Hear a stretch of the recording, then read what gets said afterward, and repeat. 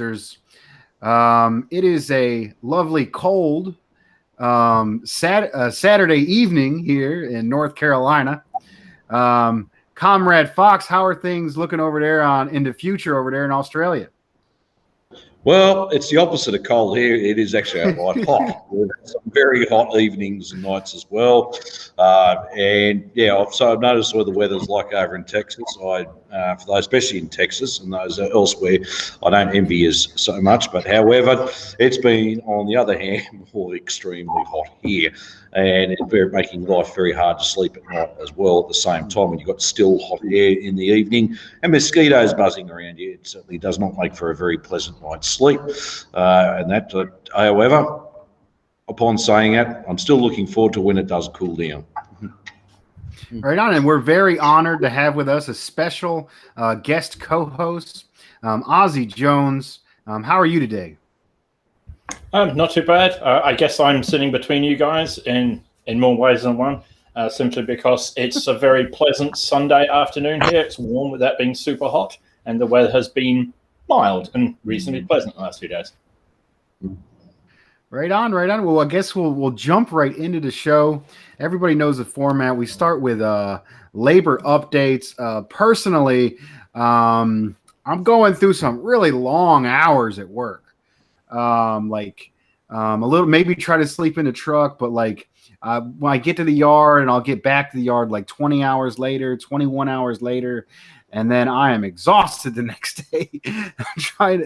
I basically lost I had a big tour or expedition. It was like 20 hours on Wednesday, which went into I think it was Wednesday night, and it was all Thursday, went into Friday morning, and then Friday I was gone. The whole day was wasted trying to rest.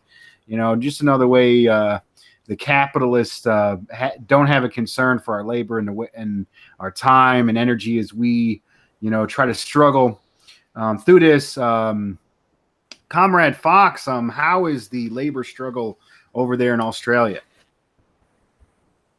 Well, a few things have been happening this week, and obviously in the news section I'll bring up all some of the bigger ticket items. But one thing in the labour struggle here was a big ticket item was when Exxon Valdez announced the closure of the Altona oil refinery there in Melbourne. Obviously, for those of you overseas and even in Australia are unaware, we had up till then about 4 remaining oil refineries where we refined our fuel. Now we're down to 3. Obviously, the job losses out of there will be significant. That there's been people that work there. Workers have been working there for pretty much most of their working lives, but also what puts us onto a big question it now has to be raised is what happens to our national sovereignty, our national security, because if we're now becoming dependent on importing oil, because Australia only has 2 weeks worth of oil reserve, really. So something, and since we depend mostly on shipping, and we've been largely an import-dependent country for many years now, unlike where we were in the 70s. Fact is, if something does go wrong to our shipping, that can actually bring the whole country to a grinding halt within a matter of 2 weeks, and then from there on, we all understand what the effects would happen there, the breakdown on civil society, etc. So this is a big issue. It hasn't affected the fuel prices as such. Obviously, we haven't made the complete transition to electric modes of transport completely yet. It's still all in the pipeline. I won't get into that field on the side at the moment. But at the moment, while we're still dependent on this, it is a matter of big concern.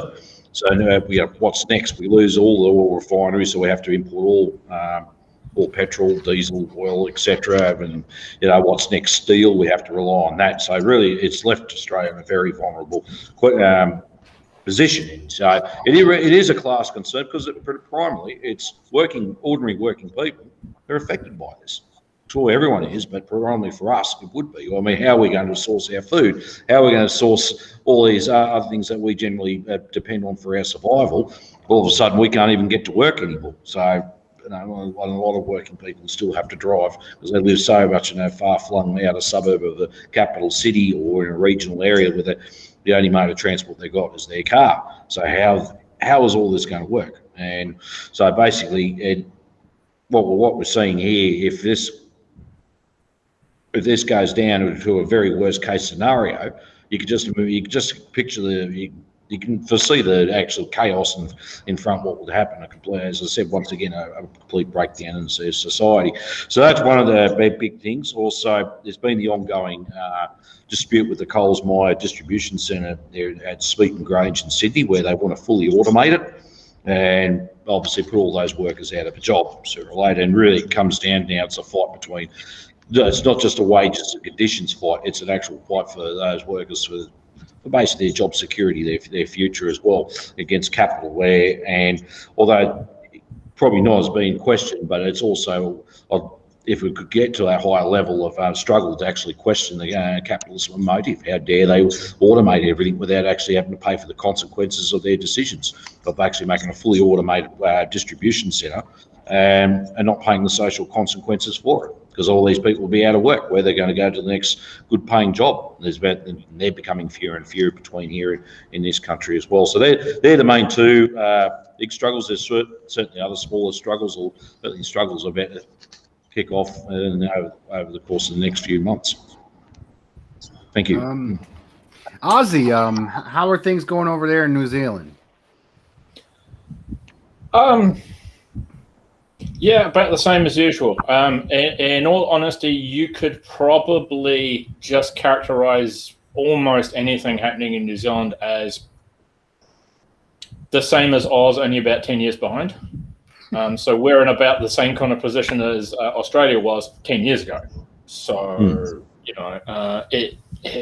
I think because we're so small as a country and small as a market, we tend to get overlooked. So you don't have the billionaires coming over and just pillaging the place like you do with, say, Oz, which is arguably now an outpost of the US. So, yeah.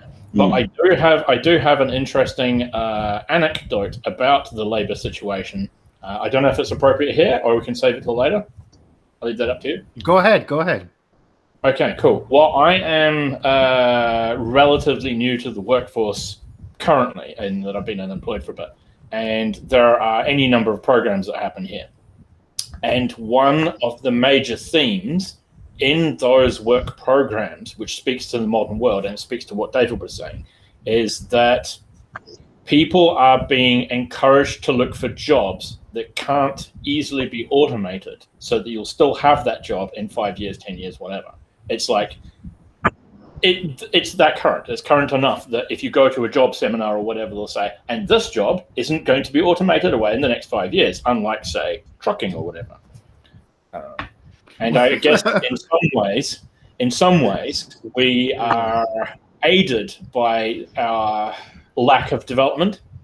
Australia has many areas that are big and wide and open and flat and well developed, and so does Australia. So does America. We don't. Our roads are up and down and bendy, and a lot of them don't even have tarmac on them. And so getting an automated truck to drive that, not so much. You'll need a real person who really knows their stuff, like Dusty, to drive that road without tipping it over the side. So that helps us a little bit. Right on. You scared me for a second there. And when you're saying trucking's going to be automated in 5 years, I was thinking at least 10 or 15. I actually switched over to being a delivery driver. Maybe that will last a little bit longer. We can but hope. Yeah, we can but hope there. Okay, so I guess we'll go into the news section. The big story that's going on in the U.S. is people are freezing in Texas. Yep. The power went out. Freezing temperatures around 0 degrees Fahrenheit. I'm not sure what that is in the civilized world that uses actual scientific measurements like Celsius. But it will be like 0 degrees Fahrenheit. I think that's negative 32 Celsius. Negative 32 Celsius. Approximately about that. That's correct. But anyways, you got negative degree temperature, 0 degrees Fahrenheit, that put out the power grid, and the power grid is very dilapidated. It's obsolete infrastructure that has not been invested in. So it was a natural event. arguably caused by global warming, which causes, harsher weather. Global warming often causes harsher weather, both cold and warm, with climate change. So it's arguably partly due to climate change. But the real human travesty comes from the lack of public services and the decaying infrastructure in the United States. And what's essentially happening is the capitalists, instead of investing in our society, have been stealing all of our resources and not investing back into the country. And we're seeing the consequences. And poor black and brown folks down in Texas don't have any heat, don't have any electricity, in freezing temperatures. I have a Wall Street Journal with me. I know we all hate Murdoch's empire.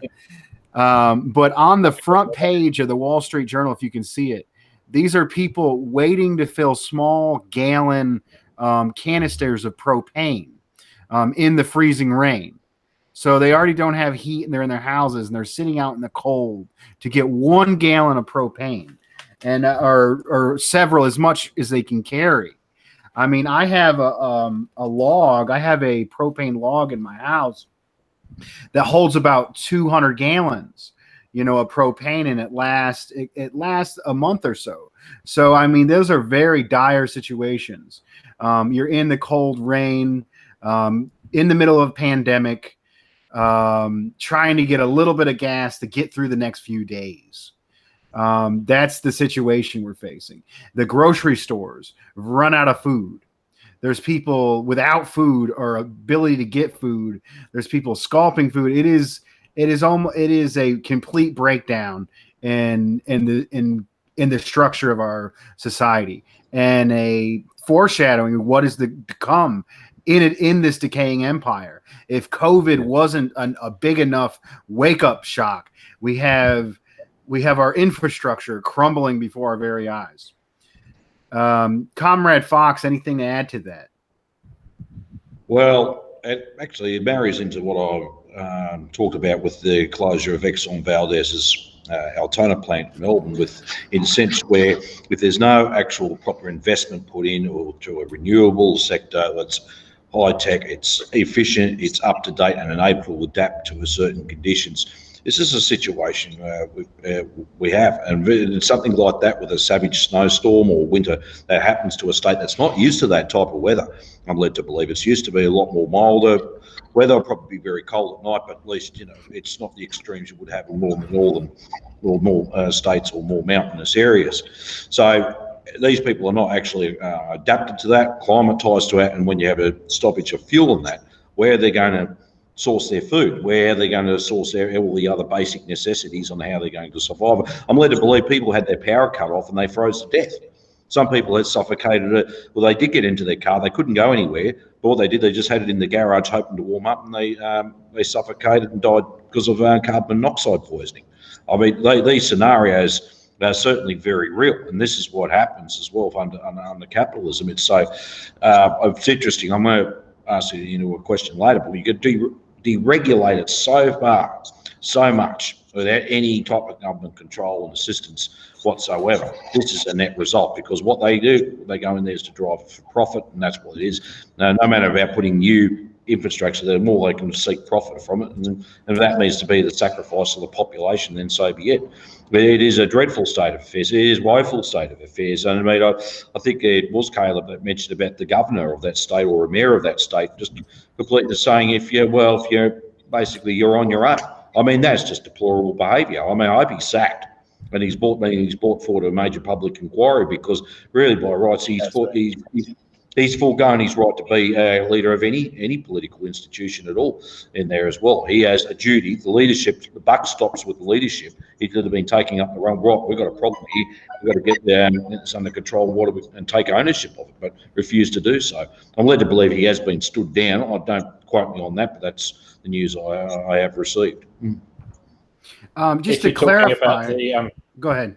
I was just to clarify, it was Senator Ted Cruz who left with his family to Cancun, Mexico, to avoid the cold temperatures, while people, his citizens in his state, were freezing. That sounds like very familiar to a certain prime minister I know as well. Keep going. All right, Comrade Jones, you want to go ahead? Yeah, if you're talking about the guy, I think he was a mayor who said, the state owes you nothing. Learn to fend for yourself. Rah rah rah rah rah. Very social Darwinistic. Yeah, that guy was fired. Yeah, so there was more than one horrible person that responded to this. Go ahead. Oh, yeah, I think he was maybe a little bit worse than Ted Cruz, although Ted Cruz is probably more awful in other directions. Yeah. Anything else to add, Jones? Not about Texas. Well, actually, no. I get a lot of my news from international sources, and because I'm interested in China, a lot of my news comes from Chinese sources, and so it's interesting just learning how the Chinese see the rest of the world, I guess. I mean, it's not perfect. I'm not Chinese, so I can't I can't speak to the culture, but my news sources lean in that direction. And one of the things that just shows up time after time, most recently with Texas, is just the level of shock, not just China, but Asian countries in general seem to have at just how poorly run places like the US and the UK are, not just with COVID, but with this most recent disaster. I think they don't understand how the system works. The system's not poorly run, and you see this a lot with comrades online. They're like, what's wrong with these people? How do they not know how to run a society? It's like, it's working. This is the system. This is not a failure. This is a system working as designed. And how it's designed is to put profits in the hands of the 1%. The fact that a load of people have to die in wars or freezing in Texas is irrelevant. Those aren't the people that are dying, so therefore it's not part of the balance sheet. So yeah, this is neoliberalism at work. This is capitalism done right. This is not a mistake. I actually had an interaction online that went along with some of those thoughts and those ideas. This kind of like, why don't they do this, or why don't they do that, or blaming the people instead of the system and the oligarchs in power. I saw a meme going around Facebook, and it said Texas, they should have invested in the power grid instead of a wall. And I think that's right. I mean, the priority is invest in, people's basic necessities instead of this big wall that doesn't really do anything. But it had this tone of like blaming the average Texan, like, Texas, why didn't they do this? And I actually had a comrade from Texas get angry at me sharing that, rightfully so. And I was like, damn, that is a little bit blaming. And I think there is a tendency, like there's a lot of poor black and brown people in Texas that are suffering. And even though it is a right, they often vote, many of the working people vote Republican. It is our jobs as communists and socialism to, as they become disillusioned in the system, to lead them and build them up and put them in the right direction, not to sit in our ivory tower and look down on them or hold judgment on the working class, but build up and lift the working class towards socialist mindsets. Jones, was there a news item you had to bring forward? I've got a few New Zealand related things. I'm not sure they relate directly to what we were just discussing, but I can pull them out if you like. Sure. Go ahead and bring. Maybe you can give a rapid fire. Tell us some of those things and go into analysis. That'd be awesome. I have a few things here. Some of this came from the CPA website, which is the Communist Party of Aotearoa, which is the correct name for the country, not New Zealand. That's a Dutch name. It's like, no, but that's teach what everybody else. Teach me how to say that. Maybe you could teach me and the viewership how to pronounce that. Well, I'm a foreigner as well, so I may not be the best person to do it. But how I have had it described to me is Aotearoa. So that will be Aotearoa. Now, if there's anybody who speaks Te Reo in the chat, obviously they're going to be like shaking their heads at my pronunciation. But sorry, want to give me slowly each syllable so I can try it. Okay, so air, like the wind. Air, tea, okay, gotcha. Like the British drink. Okay, air, tea. R. Air, T-R. Yeah. Air, and then T. at the end. So it's air, T, R, ro, R. That's about as close as I can get it in terms of people who just speak English and not other foreign languages. Well, I'll give it a go in Australian. So I tend to broaden it to go out. I used to call it Aotearoa, but it's Aotearoa. Close. Yeah, it's not too bad. Yeah, better than me, brother. Its meaning means long land of the long white cloud.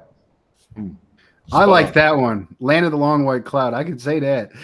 Oh, go ahead. Sorry to interrupt you, Comrade Jones. Go ahead. No. I've got all sorts about that sort of stuff. I mean, it's weird how imperialism creeps into just the strangest places you can imagine. See, here we are talking about Te Reo, which is the Maori language, for lack of a better term. But the thing is, a lot of people don't understand this, is there are many iwi, many tribes, also for lack of a better term, and it's oddly like the US before colonization happened, in that there aren't Indians, there are individual nations with their own cultures and own ways. Here in New Zealand, I'll just stick with that one to avoid drama, it was not exactly the same, but quite similar. And so there's this push at the moment to use a lot of Maori terms, which is good. But there's also a tendency to just smoosh all of the cultures together. And so from an American perspective, that would be like treating all Native Americans as one tribe, and then using the one set of labels and the one set of pronunciations and the one set of whatever for all of them, which is a very imperialistic mindset, I think. So one of the classic examples is I grew up in a place called Wanganui. Now, the local iwi didn't pronounce it the same way as everybody else, and it was their land. So Wanganui was called Wanganui. But seeing as they decided to really push the Maori language aspect, it's now called Whanganui, which is how other iwis pronounce that spelling of that name. But the locals, at least as far as I have been educated, pronounce it Wanganui. So there's a bit of like, So yeah, it's almost like a weird sort of subtle imperialist dig that just sort of slipped in there somehow. It does get everywhere. Mm-hmm. So there you go. There's a little bit. But on the subject of imperialism, New Zealand is actually an imperialist power. This is something I dug up off the CPA website. It's very amateurish in the same way that New Zealand is very amateurish in terms of the bad things that we do. But yeah, New Zealand actually did an imperialism on the Cook Islands. The Cook Islands are a Pacific Island group. The people that live there are possibly slightly more closely related to the local Maori, in that they're called Cook Islands Maoris. And the languages may be a little closer to the local groups of languages than, say, Samoan or Tongan. And we did an imperialism to them. So picking up people, dragging them off for cheap labor, looting them for resources, all of the kinds of things you've heard before, but on a much smaller scale. So it's a little bit like discovering that Norway is an imperialist power or something. It's like, yeah, on a smaller scale, but not as horrible. So that's a thing I discovered recently about that kind of thing. And in terms of labor, because that was a major theme. Just to cut in, just to clarify from I know that is often the terminology used, and I heard you used it very jokingly, which is good. But just to clarify, imperialism, when I usually talk about it, or me and David usually talk about it, is a global economic system, not an action. And those wars and colonizations happen because of that, but it's a global economic political system. When we refer to it. And Norway is an imperialist power because it's hooked to the imperialist bloc. And I would say the same with Australia and New Zealand. I know I'm using the wrong term. They're part of the imperialist bloc. They reserve favors from the imperialist bloc, and then they do things for the imperialist bloc in exchange. Oh yes, I quite agree. But also have actively done imperialist type things in the Lenin format of exporting capital, looting countries of labor and resources, that kind of stuff. So we're not just a passive bystander to imperialism. It's not that, oh well, the Yanks and the Brits did imperialism, we kind of signed up with them. That's true as well, but we did it ourselves. It's like, gotcha. Not right. There is concrete actions to go along with even the theoretical work, the theoretical understanding. That's very powerful. Sorry to interrupt you, but no, go ahead. All right, go ahead. Well, I tend to rattle things off at speed, so by all means, interrupt if need be. There is something. Let me just see. Okay, so the theme was labor. In terms of labor that happened in New Zealand, and this ties into our sort of earlier comments about neoliberalism. In New Zealand, the ambulance service has been semi-privatized. It was a big thing a few years ago when it happened. It's been taken over by St. John's Ambulance, who were a sort of charity, and they're now sort of half charity, half corporation kind of thing, and they have government contracts. They have been on strike to get a pay increase, and they were going to be basically shut down, but they managed to actually get the job done. So they managed to scare the powers that be into just folding. There were threats that they would be shut down if they didn't back off. They didn't back off, and the other side folded like a house of cards. So that was good. So they got, as far as I've been able to tell, pretty much all of their demands. So pay rises, holiday pay, all the kind of, it's all very good. It's just not that amazing. It put them arguably where they should be, rather than being a massive win. And it also speaks to the general neoliberal approach to things, in that the ambulance service are privatized or semi-privatized. I'm not sure of the exact relationship. It's a private thing, more or less. So, before you go on to the next one, maybe we'll go around. Maybe if David Fox, you want to raise an issue with Australian Facebook. Yeah. Yes, well, you're obviously all well aware that news spread pretty quickly. We all woke up on Thursday morning realising that Facebook put basically a blanket ban on any media content on its forum now, which obviously for those of us, for everyone that's politically active, and even unions too, it had such ramifications, because it wasn't just news corporations such as News Corp or Murdoch. It was the ABC as well, and many others, RT, Sputnik, everyone. However, it also moved into unions as well. Unions couldn't, because they regarded them as a news source. Emergency response or emergency services, such as the Country Fire Association, especially in regional areas, because Australia's a very bushfire-prone country. We needed that. Police as well, ambulance, any emergency updates there, and that, at any type of news source, that regional and remote communities certainly need to utilise to keep up to date what's happening, especially for their media community and surrounds, and even through the world. So it had major ramifications, and obviously there was a big uproar about that.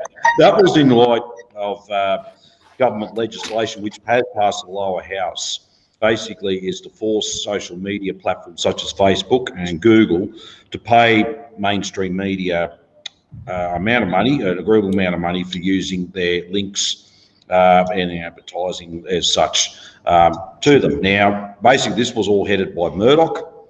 No surprises there. He basically just said, it basically ordered the federal government put this legislation through because I want $470 million because I'm falling down in profit elsewhere. Obviously, Facebook decided to become a lot more militant compared to Google. Google made a what we call a compromise deal with some of these players because Google is a little bit different from the social media, more of a so-called internet research or search engine, where Facebook's pretty much social media. So it became a battle between basically Silicon Valley and mainstream media. And so, and what we're seeing here is both Murdoch and other major media sources trying to further monopolise the situation, even if they do not own the social media platform. It's got the links back to their news sources and whatever other forms of sources such as Sky News, etc., what they're using here. But what's happened, everyone, the common ordinary people, so either you could be just a worker, you could be voluntary, you can have a small business, or be self-employed, work for any emergency responses. You could be a farmer and might you need to use specific services and that for obviously looking at when they need to start harvesting, etc., or keeping some weather warnings. That's right. I was mentioning the Bureau of Meteorology couldn't even put anything up there on social media. So it just became really, well, if it couldn't get any dumber, it did so because it was just basically everyone was just getting blanket censorship everywhere. It caused a big outcry, obviously, both amongst the community and the government as well in their response. Obviously, it was the question about interference in political affairs, which I found a little bit rich because Murdoch is consistently interfering in our political affairs. And I'll talk a little bit about the inquiry on Murdoch, led by former Prime Minister Kevin Rudd in a minute. But what we're seeing is basically more of a control monopolisation, and obviously the current federal government got the Morrison federal government, who's by all means right in the Murdoch camp, is obviously trying to force their cards. They're in negotiations at the moment with Mark Zuckerberg himself directly on the phone. We have the federal Treasurer Josh Frydenberg directly on the phone to Zuckerberg all over the weekend to try and alleviate the problem. I can't see any immediate quick fix to this as well. But what I will elaborate is who suffers again is ordinary working people. Again, we're the victims in something that's out of our control. We had no say in this whatsoever.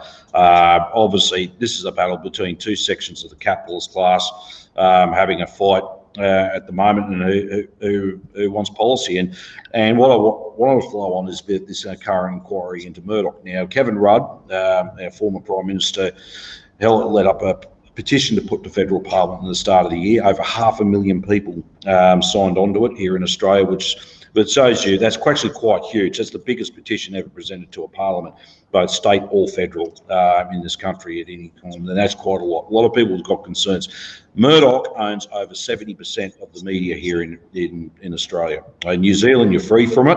That's not to say you could still source it, but obviously, I'll talk to that later. Okay, no worries.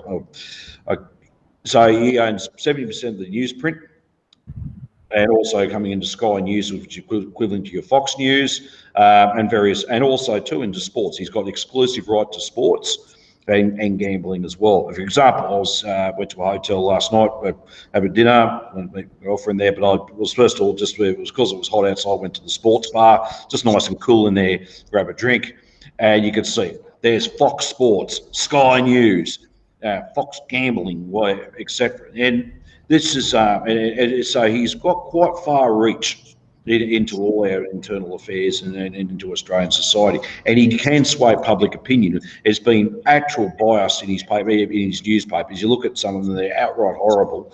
But there's pictures of get rid of this mob, vote this lot out, vote for this man instead, and lo and behold, he has been able to determine the outcome of an election.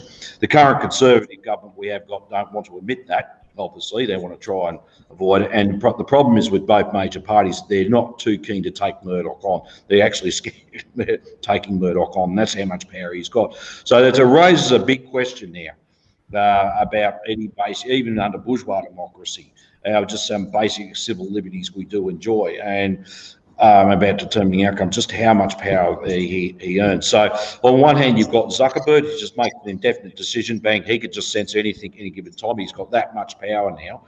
He can just switch off anything anytime. It's one thing, but you also got the other extreme as well. You got one person, along with his son Lachlan Murdoch, making decisions on on determining government policy, right through to who basically wins the outcome of an election. And that is a big concern in some aspects. I mean, of course, this is capitalism. This is capitalism 101. It's obvious, and I explained that in a previous my video during the week. And this is what it does for the monopoly. And this is what's happening as we're seeing more and what they're doing is actually trying to fight to enforce their own position, but to expand further and to monopolise further. So then we're seeing the big fight coming to a crescendo here between social media and traditional mainstream media. And I'm saying we don't take sides in it, but it's obviously we just need to be aware of what the players are. Because unfortunately, what I'm seeing is some people are taking sides in this. They're going about journalistic freedom. Oh yeah, well what Zuckerberg's doing is evil. And it's just being one-sided about it. And instead of taking, hang on, let's just take a big chill pill for a sec. Deep breath. Let's look at the whole picture of what's going on here instead of just immediately siding up. Even to the former Prime Minister Kevin Rudd, he started off the Senate inquiry. He's in question. I watched the whole video. He raised some very interesting points, although, of course, he's not going to raise the point. This is the systematic nature of capitalism. This is what it does. This is where we're here. I mean, this is more or less and coming out of what happened to Capitol Hill in early January as well, and how the role of Murdoch media played a role in that, and it was huge. And the role of Murdoch media did play a huge role in that and swaying public opinion. That time to encourage them to say it was a rigged election, it was stolen from Trump. And if you look at it, just how it operates, it is of concern. But he's obviously what's not being touched. And once again, it's actually, it's the nature of capitalism itself. It's a system of capitalism itself that's created it. It's not just a matter of one man with a lot of money that's created it. He just didn't appear out of the blue and did all this. This is how the system works, and further monopolisation. And this is the situation where it's going contradiction when they're talking about free open trade and free equitable trade, and everyone's had the opportunity, and that it goes against itself, basically. And we're seeing that with one of its own main institutions, the media.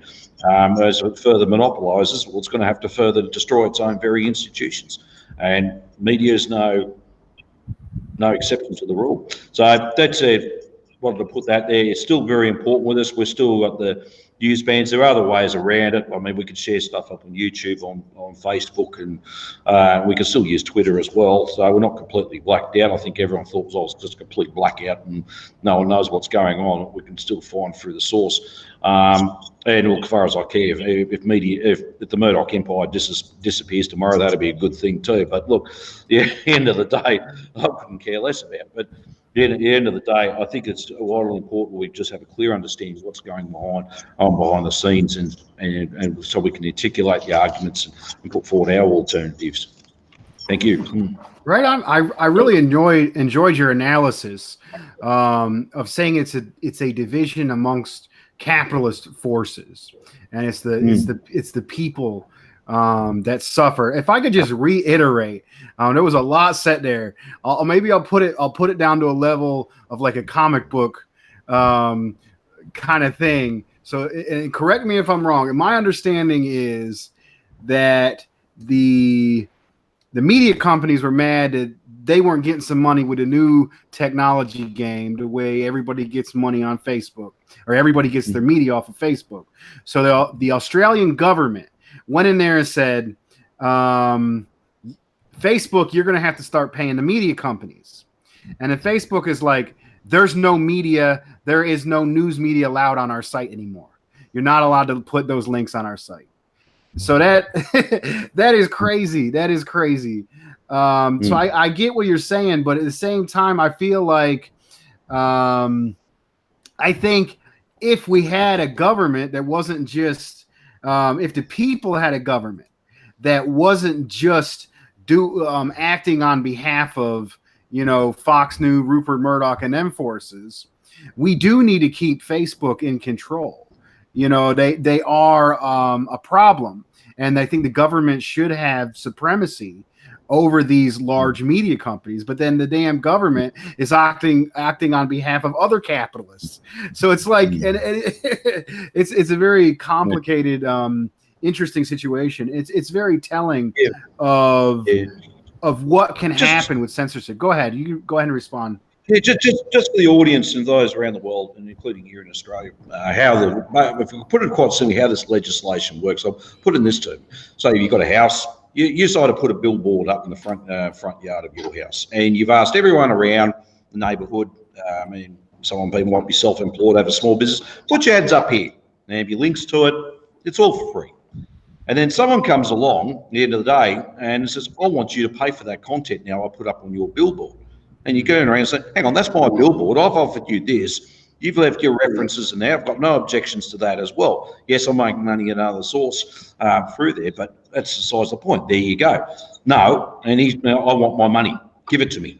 Okay, fine. Everyone off that billboard, and that's it. And this is what basically has happened, and that's how that legislation. I somehow don't think it was really thought out that very well. I think it was more or less Murdoch on the phone, get something done, or else. Yes, sir, we will do master. We will do absolute you say. We'll put something in there. And obviously now this is the debacle.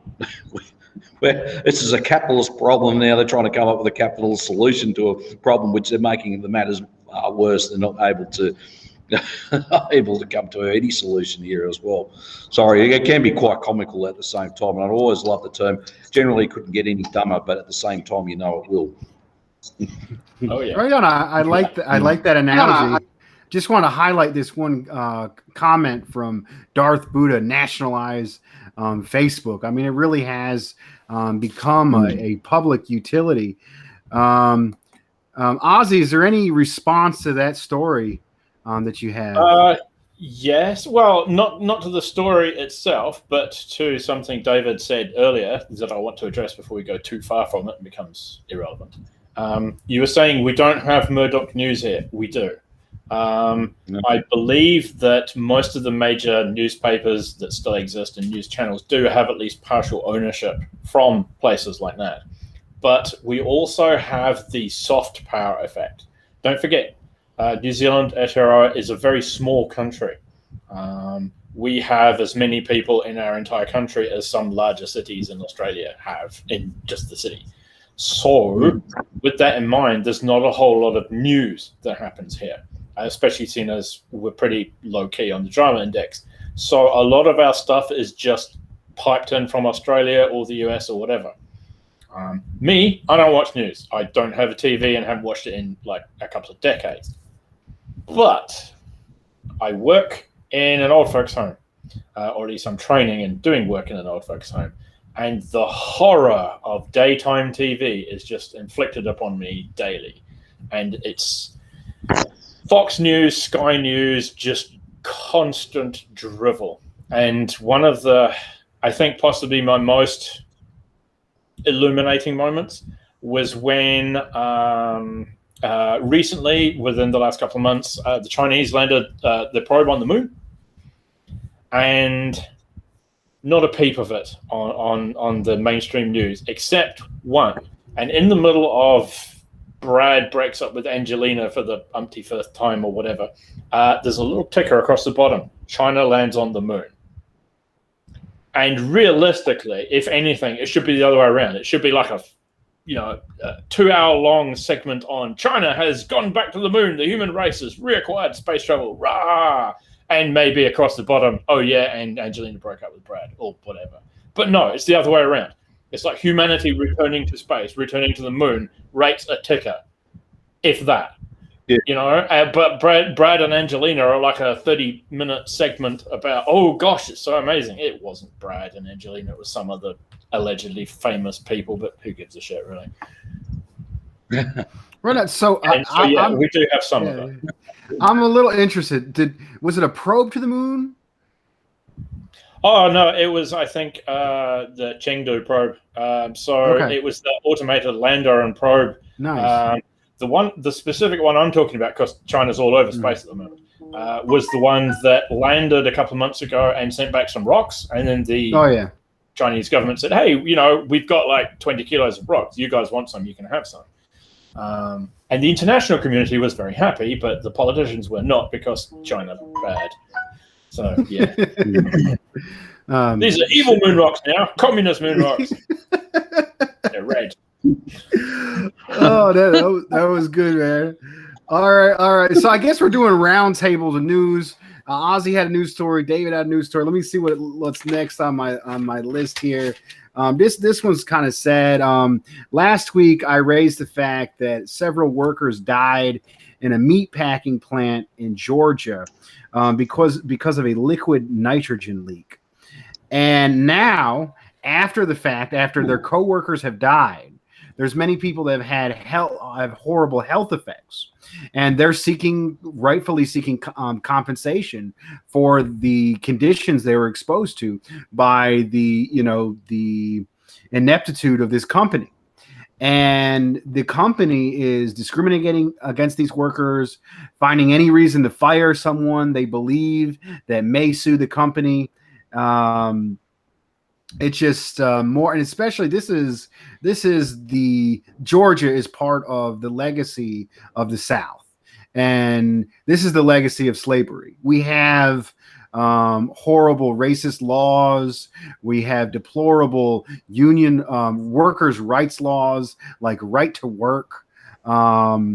There's a lot of times you can't have closed shops. A lot of times, if someone if the union does exist, they have to raise the wages of everyone, including non-union workers, which sounds good for the whole of the working class, but it's a very uphill battle for the union, and an incentive not to want to join the union or pay dues. Like, there's all these little things, and I think we need to talk about it and understand these things.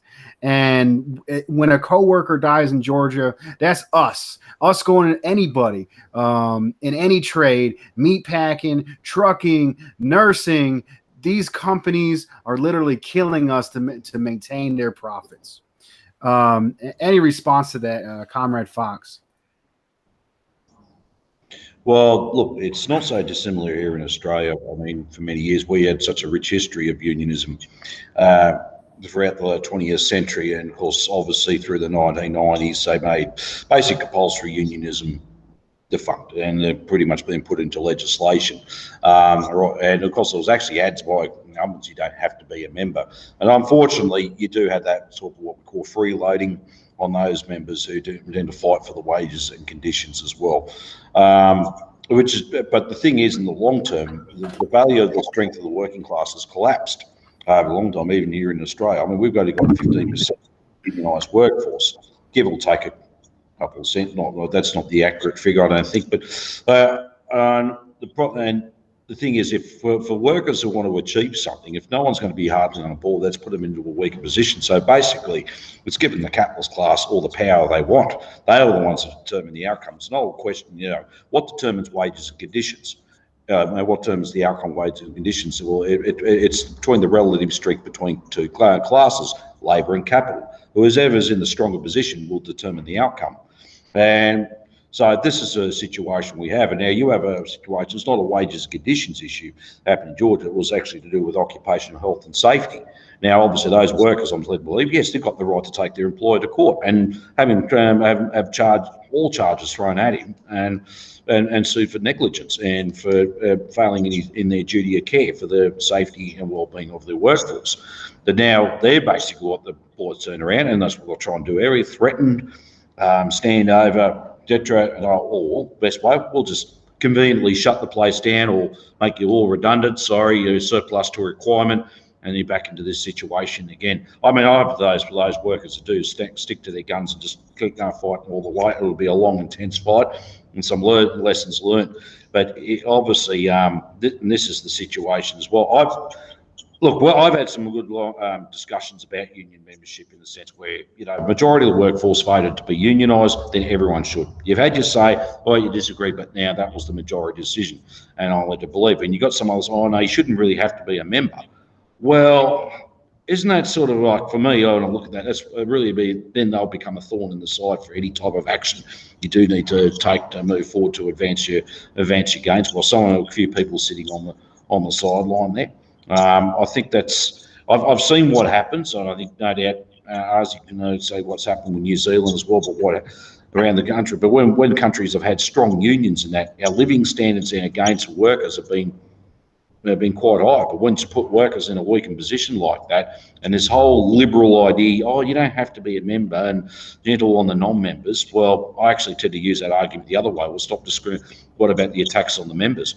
And what about looking after the members? And so it's certainly, we've seen that, and we've seen there's certain standards in Australia. I mean, though some places around the world people think our standards are quite high. Well, it's starting to fall big time, and because unions were part of a core body to keep those standards living high. But when you got people say, "What's the point of being a member? I don't want to be a member."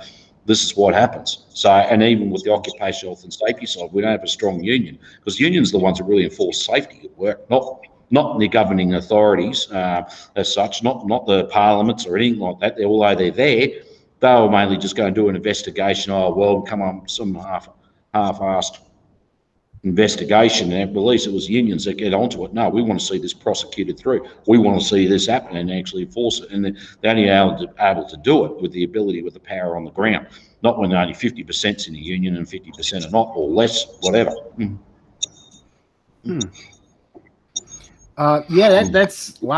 That's interesting.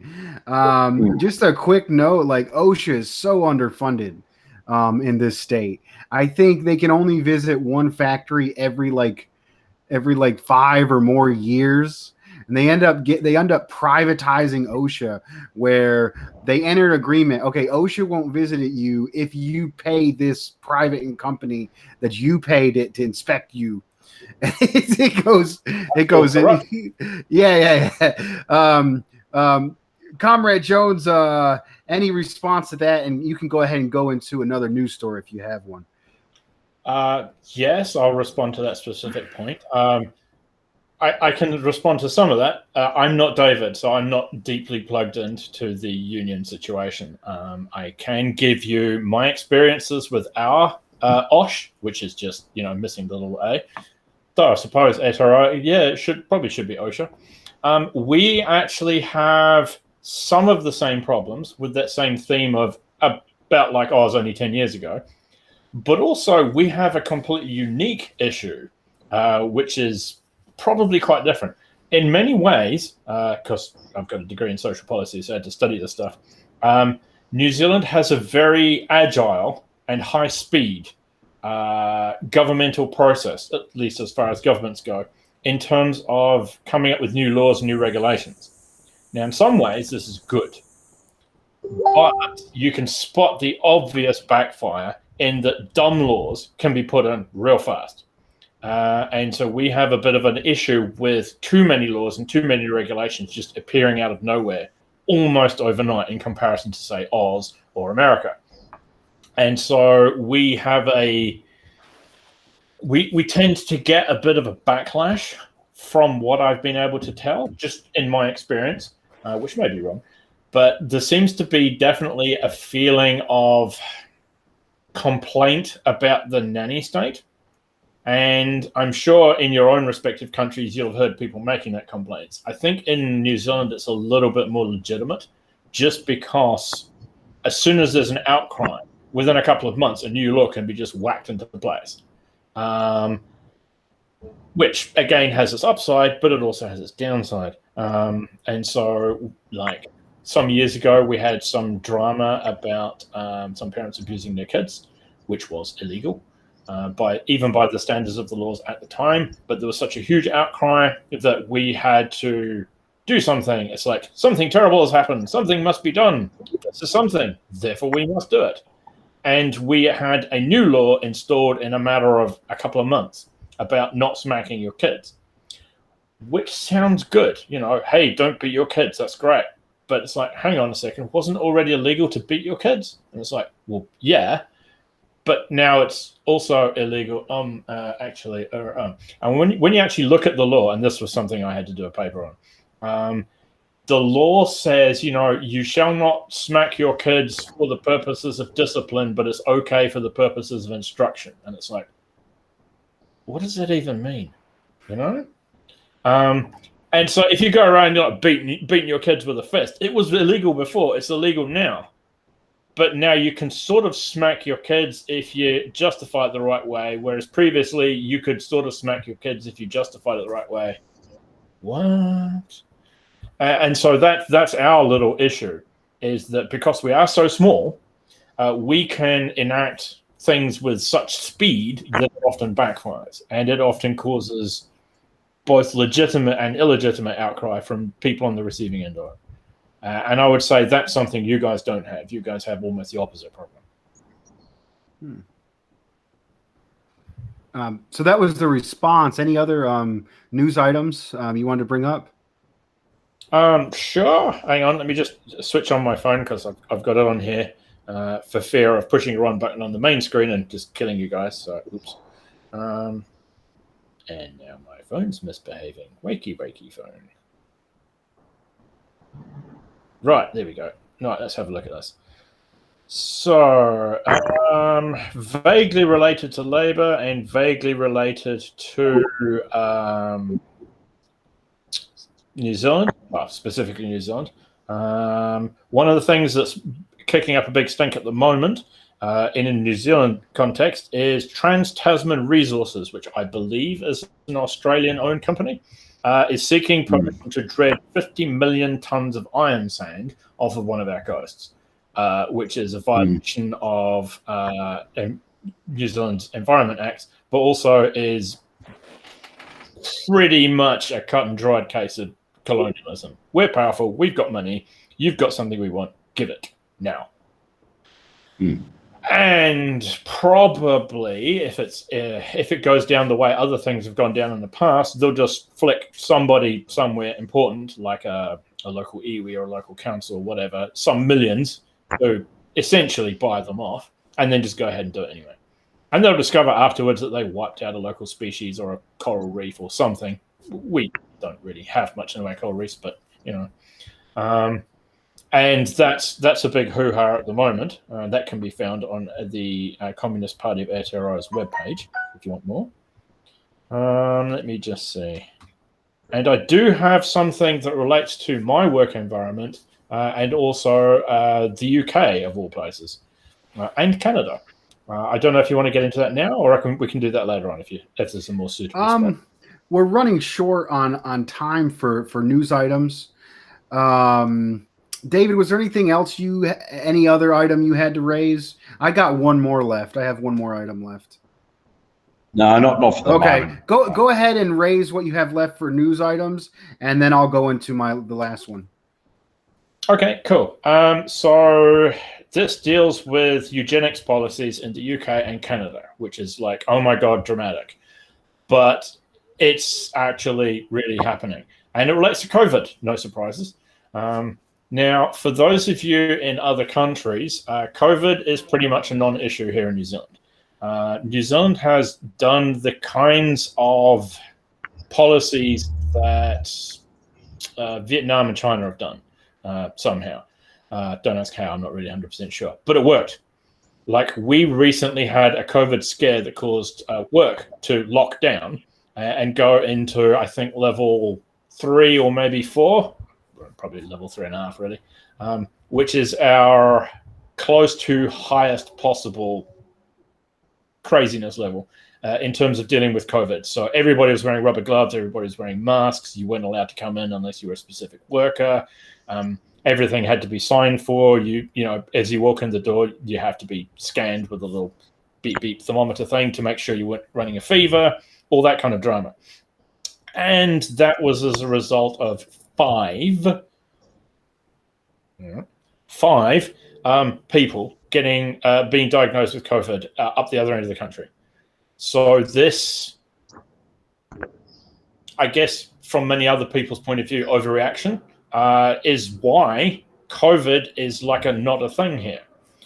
Now, with that in mind, it therefore became rather dramatic and scary to discover that the UK and Canada have been pinged for having eugenics-style policies regarding COVID and old people, and also COVID and people with mental disabilities.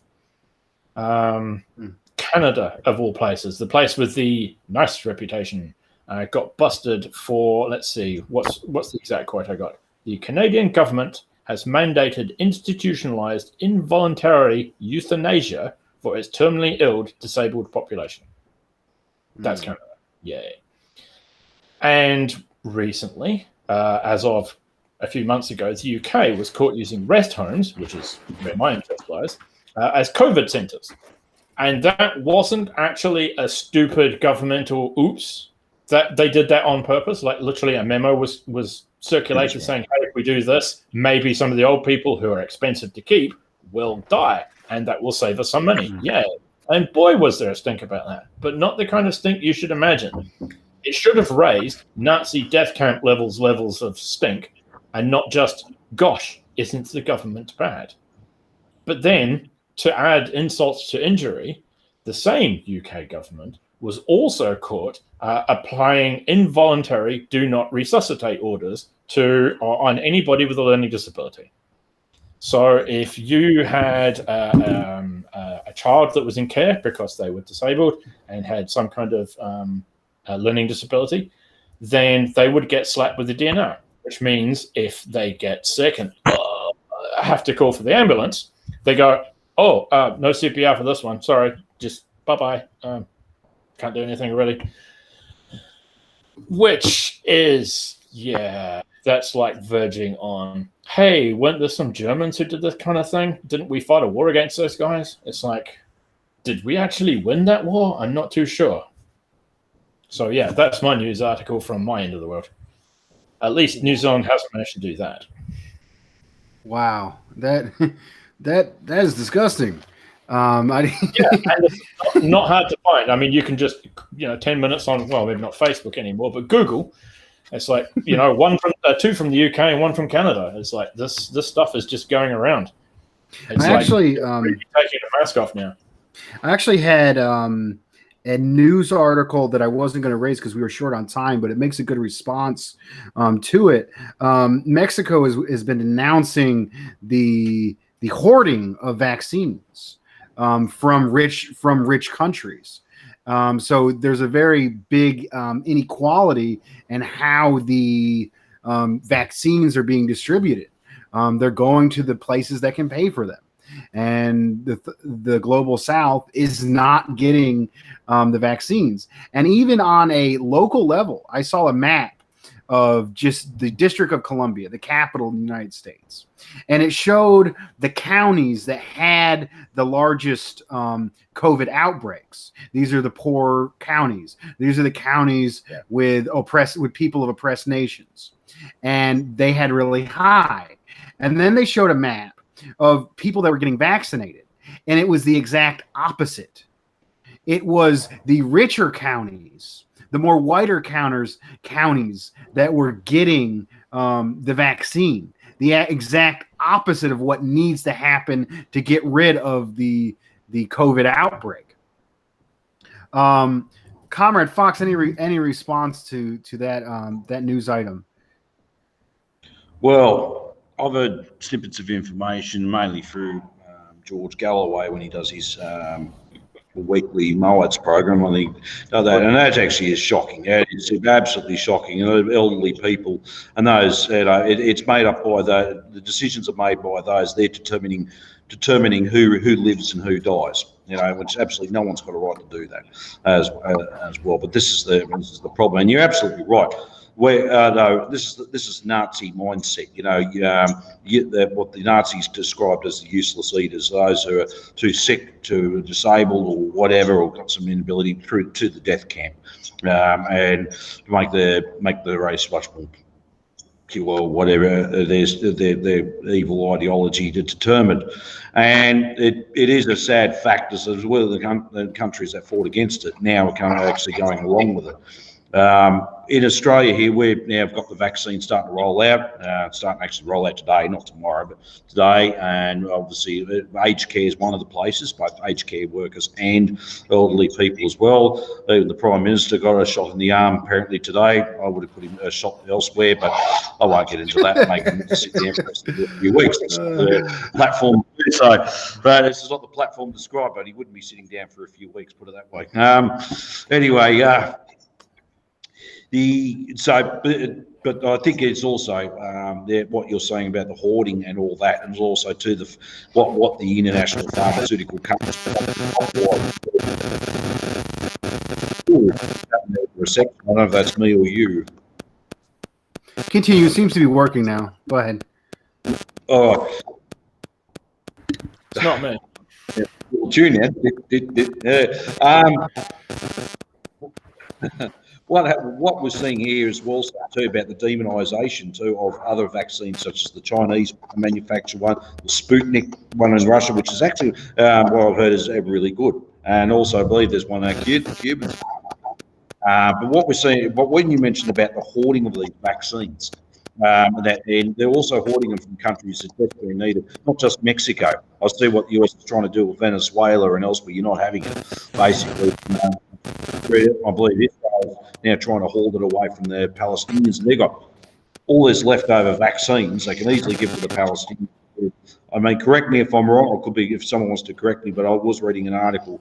They're not going to carry on the vaccinations to the Palestinians. So it comes to show you just the power play that called the Western world, the first world, and that, and trying to further monopolise and determine who gets it and who doesn't. So this is, if you want to look at eugenics, this is coming now onto a worldwide scale, and the perfect opportunity for them to sort of like who lives, who dies, and what we can do to take over, rule and control.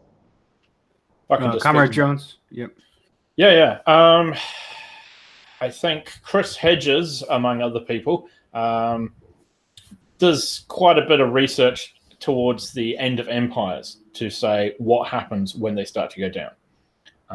And one of the very big things is just they drop the pretense. They stop pretending to be the good guys. They stop pretending to care about democracy. They just go, oh, well, the secret's out. They know, we know. They know, we know. Whatever. And so you see more and more of these mask-off moments. So, like, the Americans are floating the idea of letters of marque to leverage the power of their military so they can raid and capture and steal. So, like the Iranian oil from a while back, I suspect we've also seen capturing of PPE that happened a few months ago. And I suspect at some point we're going to see an American flag raiding a shipment of vaccine from somewhere like China to Mexico. Maybe not China. But there'll be like, they will probably grab a Cuban ship headed to Venezuela or something. And we'll see more and more of this as the empire starts to go down and they just quit pretending. Wow.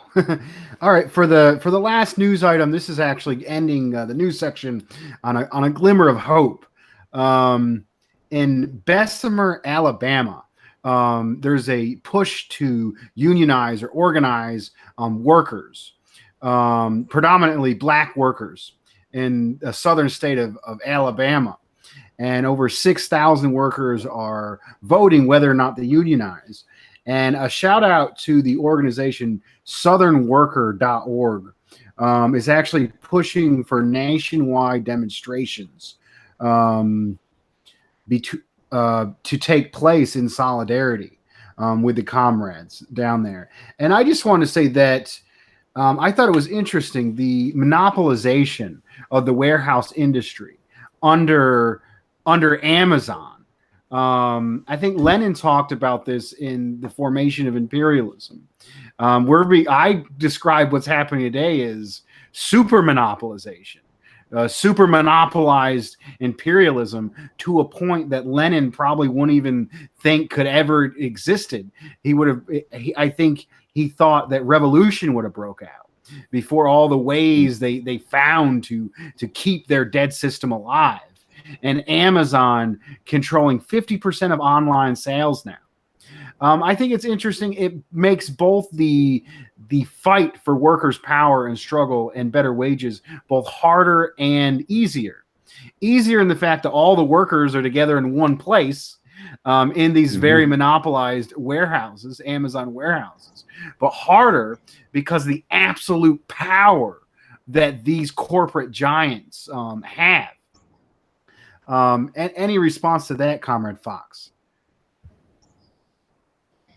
Well, look, we're seeing this further and further now on such a worldwide scale compared to what Lenin's on the further. Well, we just touched on earlier on about monopoly under imperialism. Well, that imperialism is part of that. Monopoly is part of that whole system. So what we're seeing is all that wealth getting concentrated further and further hands as well, and obviously the struggle is going to intensify on a worldwide scale against that.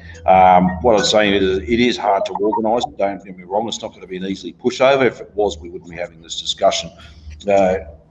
And I think it's we're seeing that here in Australia as well. I mean, we've got Amazon here, and they're trying to unionise it, and we've got obviously Amazon's on the phone to the federal government, make sure you've got legislation that make it life extremely difficult for workers to organise there as well, and to obviously fight back against us, even just on a wages condition struggle, but even further into a political and ideological structure.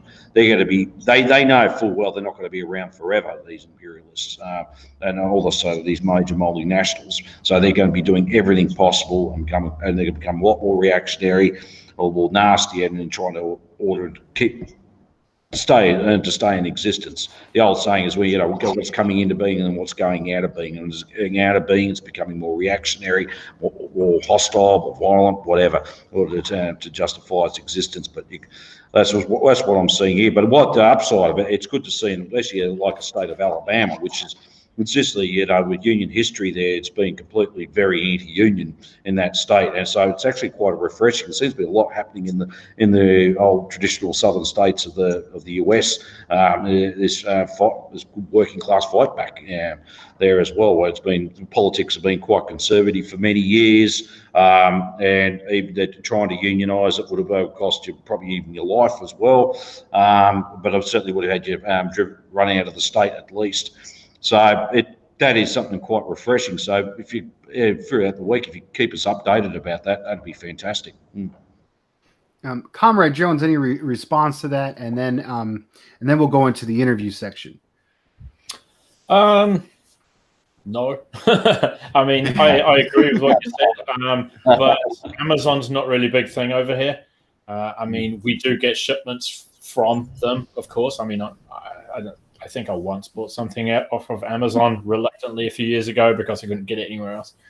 But I'm pretty sure they have like one distribution center somewhere, probably Auckland. But yeah, we don't have that same problem here. It's more of that look at Australia and then go back 10 years. So it's like Amazon here is about the same as it probably was 10 years ago in Oz. Like they're around, but not that big of a deal yet. We're not important enough. We're too small. There's no major money here, unlike Australia or the US or whatever. So we're relatively safe so far. That'll change, but for now we're all right. Probably something to come. And interesting to add about the power of Amazon. Not only is it 50% of online retail, they recently did a push to get low. They started out, just trying to get as many people to buy stuff and make as much profit as possible. They've recently made a push to appeal to low-income buyers. What they did was they have Amazon Prime. You have to pay a certain amount a month. I don't know, it's $10, $15. I'm pretty sure I pay it because there's so much stuff on there that's so much cheaper. With such faster shipping that we're almost forced to use it. It's almost become a government utility. But now they're trying to get low income shoppers.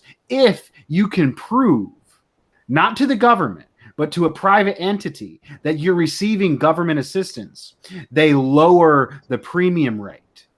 They half the premium rate for anybody on government assistance. They're trying to expand their network into low-income buyers to completely control online retail. It's it's quite frightening. So we'll get right into the interview portion. I just wanted to say thank you. I still can't pronounce your name, brother. Ozzy Jones. Thank you so much for being with us. We're honored to have you here. Whatever level comrades are at or in this struggle, I think everyone has something positive to offer. I also really, your haircut and style is very interesting and and colorful.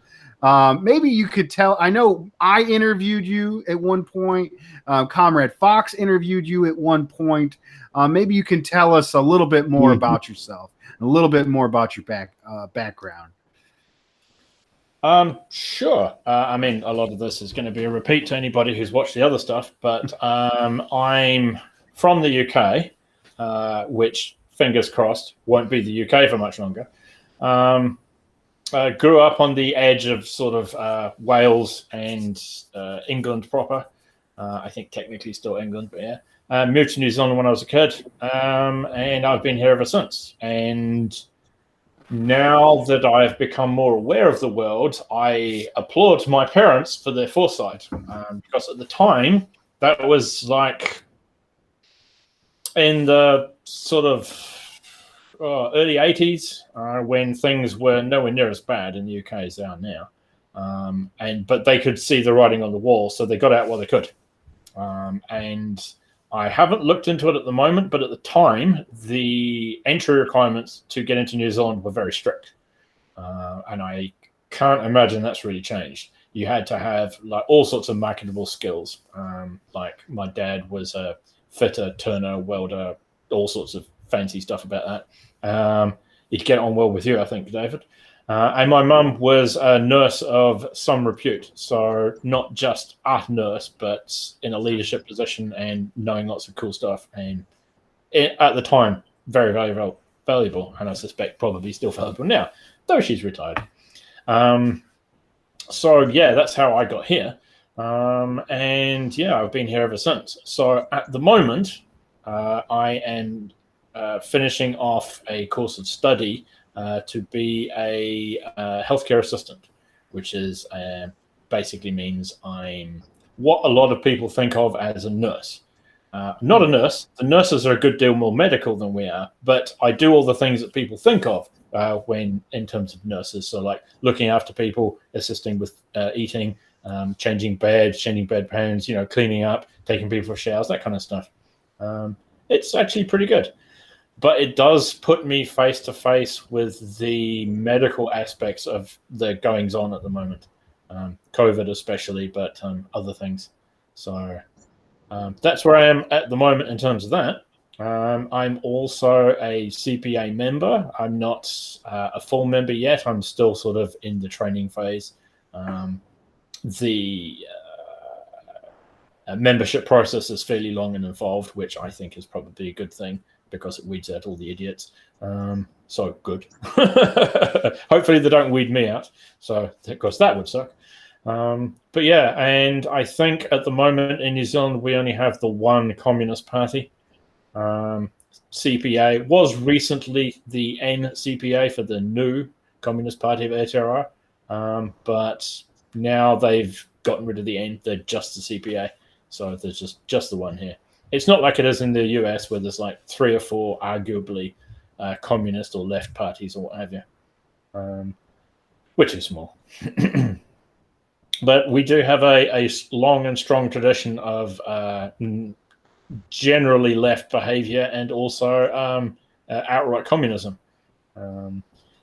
More information can be found on the CPA Facebook page before, Facebook goes further and wipes out all the leftists. That's pretty well coming. I think we all know that's coming. But yeah. So That's me. What else would you like to know? I can expand on bits of that if you like. Comrade Fox, do you have any questions for our guest? Yeah, well, what's interesting, the development of the CPA in New Zealand, because it's quite a history there. I am well aware the original Communist Party, the old Communist Party in New Zealand, and the Socialist Unity Party. I had to believe, I think that, and there was actually also one party after that, the Socialist Party, about TRO as well. I think existed for a few years as well. But did you want to comment a little bit more on the history of the movement, of the communist movement there in New Zealand? No. I'm a bit too new, so I've been focusing on things that have been happening now, largely overseas.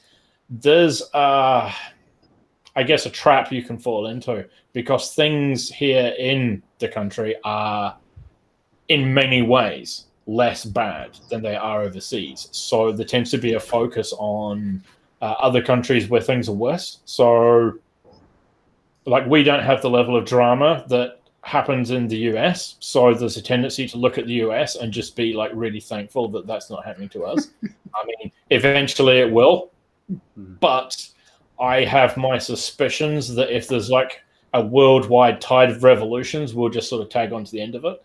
So, you know, we don't quite have the level of impact on material conditions here in New Zealand that we do, say, in the global south, or the sudden change in conditions that the US has.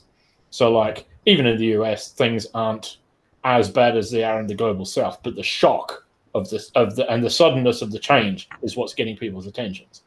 So even though the right wingers do point out, oh yeah, but imagine if you were like in Colombia or something, it's like, sure, but that hasn't been such a sudden change for the people in Colombia. Whereas in the US, in Texas, it's like overnight everything froze to death. Now people are going, oh yeah, system's broken. So we kind of don't have that to a great extent. But I did look up some history, not of the Communist Party, but of New Zealand in general. It was something that David said in, I think, not last week's interview, but the week before. It was a good point, I thought, that you brought up about Australia and neoliberalism. It was the left party that brought in neoliberalism, I believe you said. Your Labour Party. That's what happened here as well. It's like it was our Labour Party that instituted neoliberal policies here in New Zealand. Before that, the National Party, which is our take on the Conservative Party, had policies in place that wouldn't have looked out of place in China. So state-run everything, pretty much. State housing, price controls, guarantees for food and fuel and all the rest of it, and mega structure projects on infrastructure to keep people employed. Now, that sounds really good. But the thing is, I've said recently, it's like we're a teeny-weeny country. We can't afford that stuff. So that's why it all kind of blew up a bit. We had all these big mega projects about dams. I think Muldoon called it the Think Big project. It was a good idea. It's just it was overextended. We're not China. We can't do those sort of things. We're not even Taiwan, and they can't pull that off. So no wonder it kind of backfired. But yeah, it's like our most right-wing party at that time was so far left that, in the US, Dusty's neighbors would be calling everybody communist. And some of that is still hanging around a little bit. Not so much that they are left or were left, more that the Overton window was pushed that far over, that it's taken a lot longer to slide back.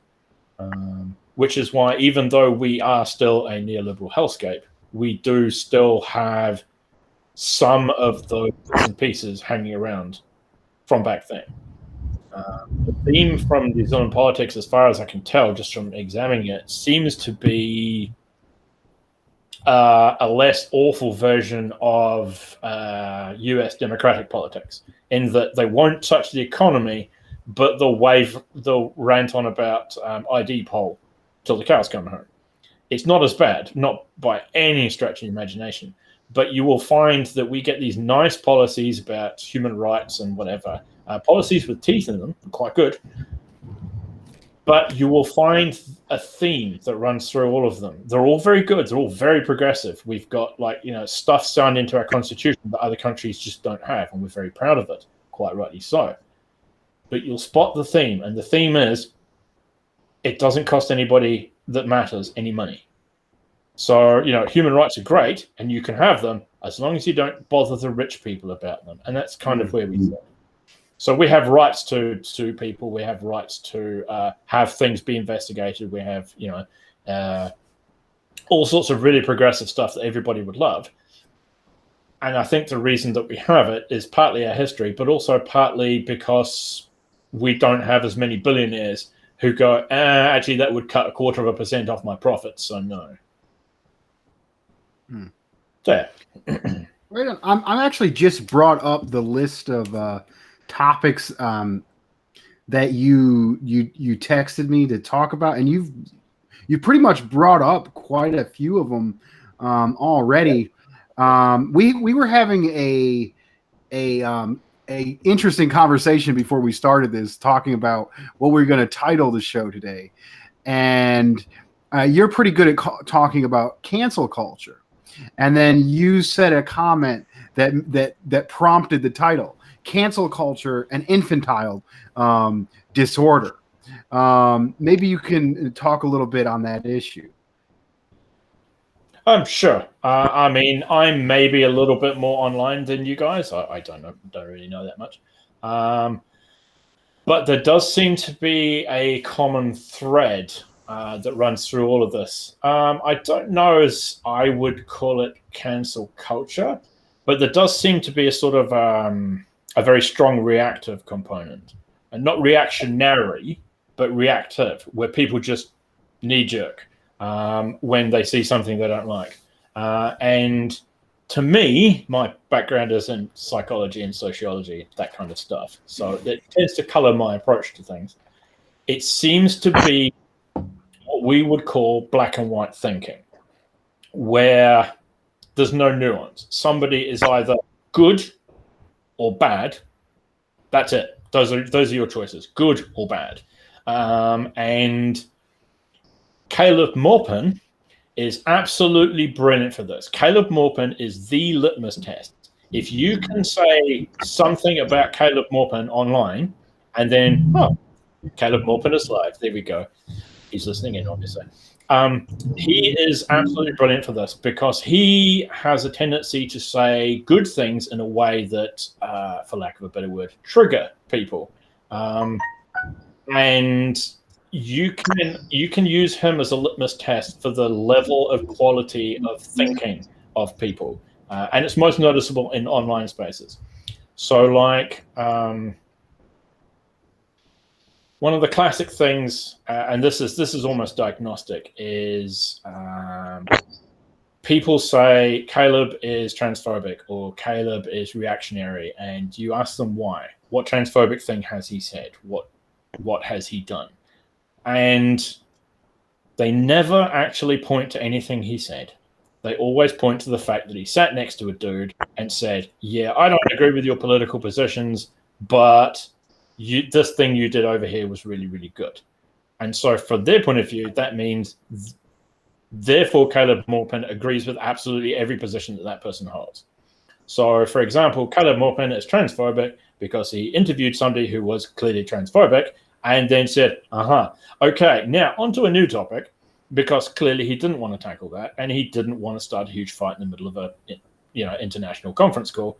So he just said, okay, onto a new topic. And so therefore, by not immediately attacking and condemning them vigorously and violently, he is therefore agreeing with them and is therefore transphobic. It's that black and white thinking. You can't be a good person who has some bad qualities. You can't be a bad person who actually has some good qualities. You're either all good or all bad and never in between. And I think this is what feeds into this cancel culture thing, whether it be an actual legit cancel culture as we understand it, or, a close cousin of it, where if you espouse a view that is unpopular or is a bit reactionary or even flat out completely reactionary, it doesn't matter what all your other good qualities are. You have switched from the good box to the bad box. And so now you are persona non grata and we cancel you. And this is why Caleb is so good, because he does nuanced takes. He has that interview where he stands up and he says, hey, Trump is really good at this thing and this other thing. Let's see what happens. And this was before Trump got into power. This is from like a few years ago. And so you will often find this black and white thinking comes out where everybody goes, oh my God, he likes Trump. It's like, no, that's not what he said. He said Trump's really good at this thing and this other thing. And he was saying that Trump is really good at reading a room and he's really good at telling people what they want to hear, but also not following through on it because he's basically shit. And that's true. Trump is demonstrably really good at telling people what they want to hear.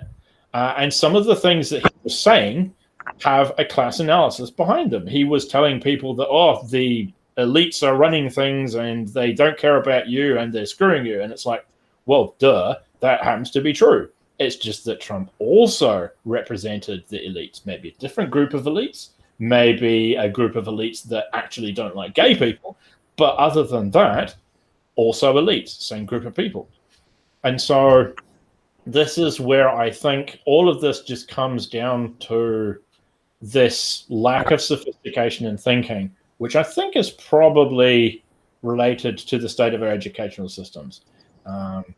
It's actually quite a difficult thing to learn. I mean, critical thinking, everybody thinks if you're smart, suddenly, because you have a high IQ, you're going to be a critical thinker. And it's like, well, no, it's a skill.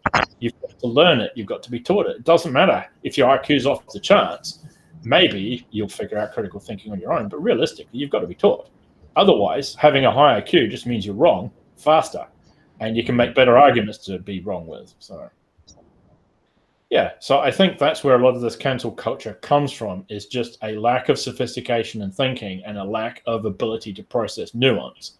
And so you've only got two boxes, good or bad. So sooner or later, somebody is going to do something and will flip from one box to the other. And that's where this cancel culture stuff comes from. So it doesn't matter, how brilliant Dusty is, how many good things he's done, how many, rallies he's attended, or how many union events he's done, or what have you. To somebody who's got this simplistic approach to life, this black and white approach to life, if you say the wrong thing at the wrong time, it's like, oh, that's a bad thing. I now have to decide whether I keep you in the good box or the bad box. And then if they decide bad box, it's like, oh, Dusty is cancelled. There you go. So I think that's where it all comes from. It's just a lack of sophistication of thought. And it's not just here. It's in lots of other places as well. I think people it's easy. It's simple to just say, that's a good guy, that's a bad guy, whatever. And not actually go, well, actually, this person, sure, they've got some views that I don't like in this area, but generally they're good. They're 80% good, or they're 75% good, or whatever. And I think it was, what was it? Was it Deng Xiaoping who said something about Chairman Mao? He said, in terms of right actions, he was 70% good, and in terms of mistakes, he was 30%. And if I can manage 50-50, then I will be pleased. And I think that is the kind of nuanced thinking, the kind of dialectical thinking that we need. But unfortunately, it's not easy. And even Marxist-Leninists can fail to put the effort in and can fall into the trap of black and white thinking, because the things I'm describing that have happened with, say, Caleb Maltman, although it's internet drama that nobody really cares about, it is indicative of things that you find offline in the real world where things do matter, is that same kind of black and white thinking also happens. It's easier to see online, but you also find in the real world, you'll find, if you say something to a person face to face and it happens to be something you disagree with, you might discover that maybe they don't cancel you exactly, but their internal, register will put you in the bad box, and they will, start acting not so great towards you, and maybe, distance themselves from you, just because that one thing was the straw that broke the camel's back kind of thing, and put you in their bad box. Because, a lot of us just only have a good box and a bad box. The idea that something could be on a spectrum is just too hard for people. It's a rule of thumb. Good box, bad box. It's easy. Maybe if I could decide. Yeah. Maybe if I could add to the discussion, a lot of people are unaware. I dropped my foot.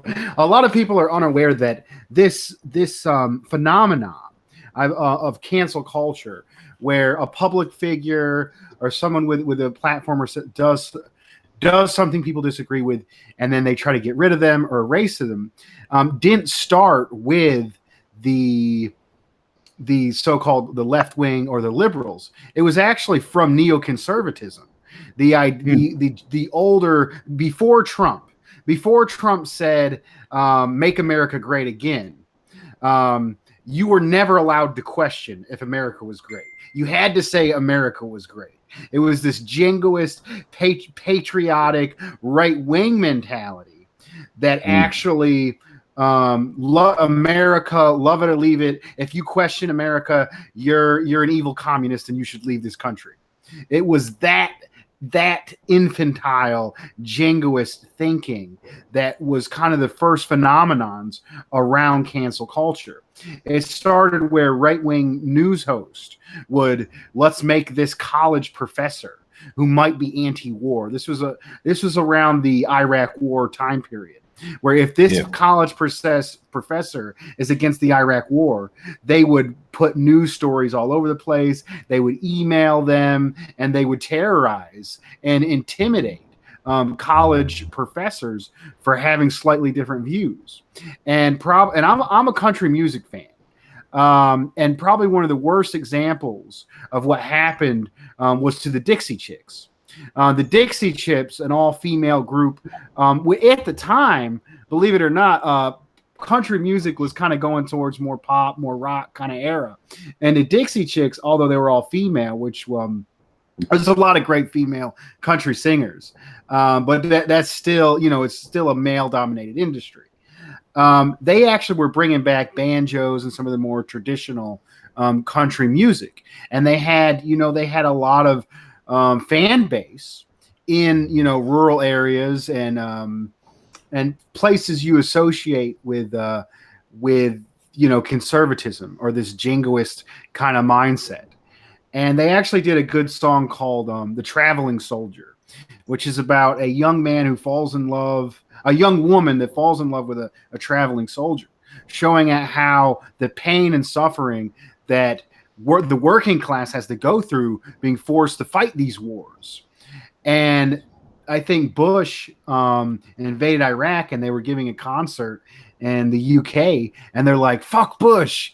And then all of a sudden, all these radio stations stopped playing them, and it basically ruined their careers of these very talented young women. David Fox, do you have any response to that issue?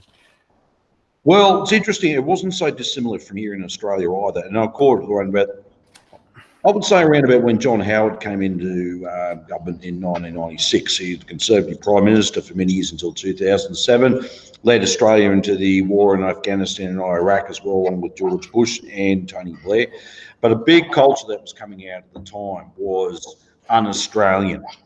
And that was the rise of all the far-right parties like One Nation here, and other elements as well. Oh, that's not Australian, that's un-Australian, and how they actually demonise people. If you were critical about a particular day, a national day, Anzac Day was always a very touchy subject as well.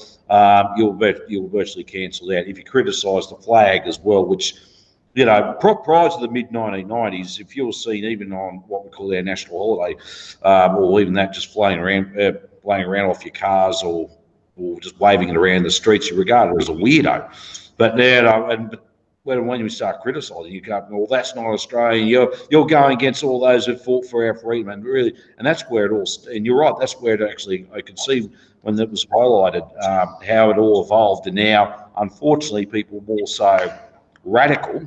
That's all, I guess, on the left or liberal or libertarian type have used those tactics. It's quite interesting. And the same thing here, it was all shut down. And I remember the Dixie Chicks that went right off the media, and especially the Fox media we're talking about, or Murdoch's media. They were right into cancelling everyone. They were right on character assassination. They do it to everybody. You can see their tactic. Their character assassination, complete loss of any employment opportunity or destruction of careers, the whole lot. So it's nothing new. I think they came about, but it's something it's vitally important for even the audience or those potential audience, potential people who watch these videos, to understand where it came from in the first place. It was in fact an effective tool by our rulers to actually very basically destroy any opposition to them or whatsoever. And the Murdoch media, once again, is a classic example of cancel culture, or the tactics of cancel culture. Shout out to Karena Akri Paez of Telejaguar Chicano Media Group. Excellent assessment by your guests. This binary thinking is always a gross oversimplification of reality. Maybe I don't have a lot of more questions. Comrade Jones, maybe you could just tell us a little bit of what you're passionate about, what you think needs to be said in this moment. Did you have a particular theme in mind? No. I just what would you like to bring up? Okay, let me see if there's anything I've missed off of my list of ideas, and if not that, I'll just have to wing it. Let's see. Nope, I got them. Actually, go, please. Well, actually, because of our cancel culture, I think. Look, I've seen what even now, just recently, another classic example is what with Jimmy Dore. They tried to do that when he interviewed that person from the Boogaloo Boys there. And obviously, but then mind you, he fought back pretty well, and he's still continuing on. And I think, well, look, I think a good question, I think, was what would you think is a good way to tackle this whole cancel culture technique, the tactic, how can we tackle it? Because, I mean, out of experience, we're going to have to come across with people, all sorts of opinions in life and views, and they take sides on one thing, but they're really good on others. So what would be a way forward and how we can actually tackle this whole cancel culture? We're going to have to educate people. We're going to have to maybe use examples that a person can understand that are separated from whatever the issue is. So if, say, for example, we're trying to explain this black and white thinking concept and why it's a problem to somebody who's in the process of cancelling Jimmy Dore, then obviously we don't use Jimmy Dore because that's where all the emotions are. So you have to show them in another way. So one of the techniques that's bandied about in spaces that I operate in is, for example, when you're trying to show that, like, the mainstream media is spreading lies about China, for example, you don't talk about China. You just show that the same media empire, the same, government-sponsored stuff was used to lie about Syria and the, Assad is gassing his own people stuff about Syria, or the Libyan baby incubators, that turned out to be a lie, or the Iraqi weapons of mass destruction, that turned out to be a lie, or the Vietnam War's Gulf of Tonkin, that turned out to be a lie. And you just show people these other similar situations that, hey, the government lied about this, and they lied about this, and they lied about this. So it's not just an isolated, oh yeah, government's generally good, but they did bad about this one thing. It's like, no, there's a clear pattern of lie, lie, lie, lie, lie. So 10 lies in a row. What makes you think the 11th one's not a lie? You know? Same kind of thing about this. If you can say, hey, look, you know, Jimmy Dore's wrong about this thing, but he's right about all these other things, do you think it's therefore wise to ignore him or cancel him because of this one thing that you disagree with? And if you were trying to work on Jimmy Dore, you just pick somebody else. I mean, obviously you have to spend a couple of minutes maybe looking around to find an example that isn't Jimmy Dore, but then say, well, hang on, if this person can have this bad view, but these other good views, does that make them good or bad? Do we have to stick everybody in a good or bad box? Hitler is my go-to example for this. It's like, so, hey guys, Hitler was a vegetarian and he was really nice to his dog. And apparently he was a really good dinner guest. Are we going to call Hitler good now? And everybody goes, well, of course not. He's Hitler. He's just evil. And it's like, right.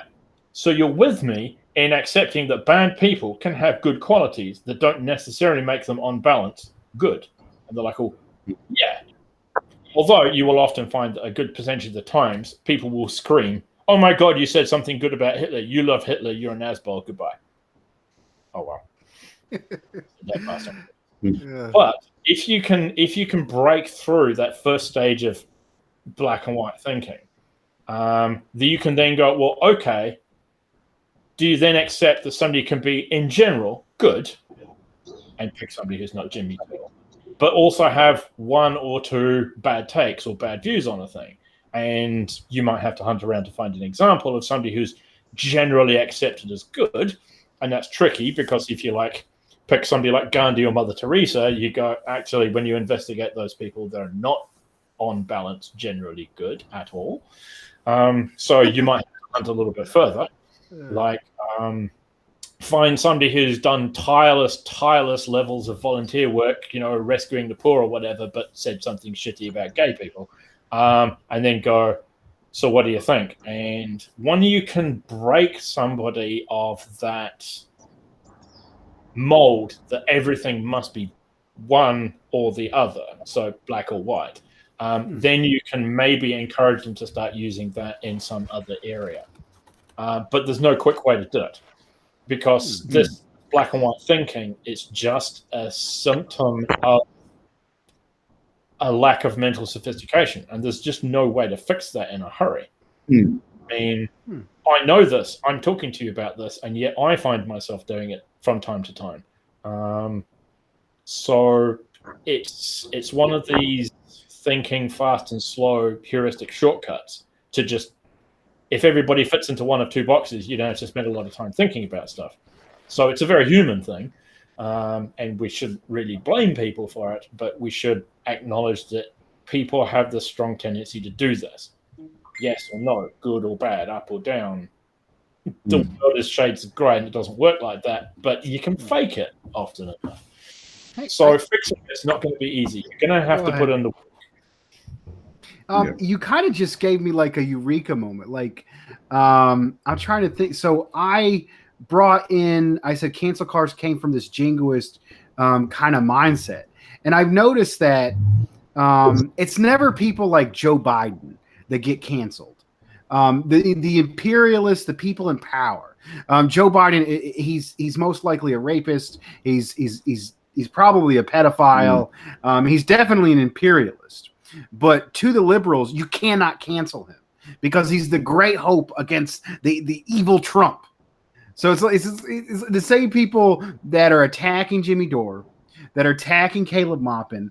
It seems like it's only anti-imperial. It seems to be anti-imperialist people outside the establishment that are receiving the worst wrath of this cancel culture, and it's definitely a double standard. And if you look at that double standard and look at in correlation to the imperialist double standard, we never question We only question the U.S. empire maybe in older ways, but we don't. Let's say we were to take the same lens. The United States looks at China or Syria or Iran and take that lens and turn around the United States. I mean, the United States is obviously the worst political terrorist organization in human history, but that's not what we see in our media. The U.S. is basically good. The U.S. is fighting for good. The U.S. is a beacon of democracy, but China is genocidal, has Uyghur concentration camps. Iran's an evil theocracy. You know, it seems like all these countries are bad and the U.S. is good. It's almost, you see there's some correlations between the imperialist double standard and cancel culture.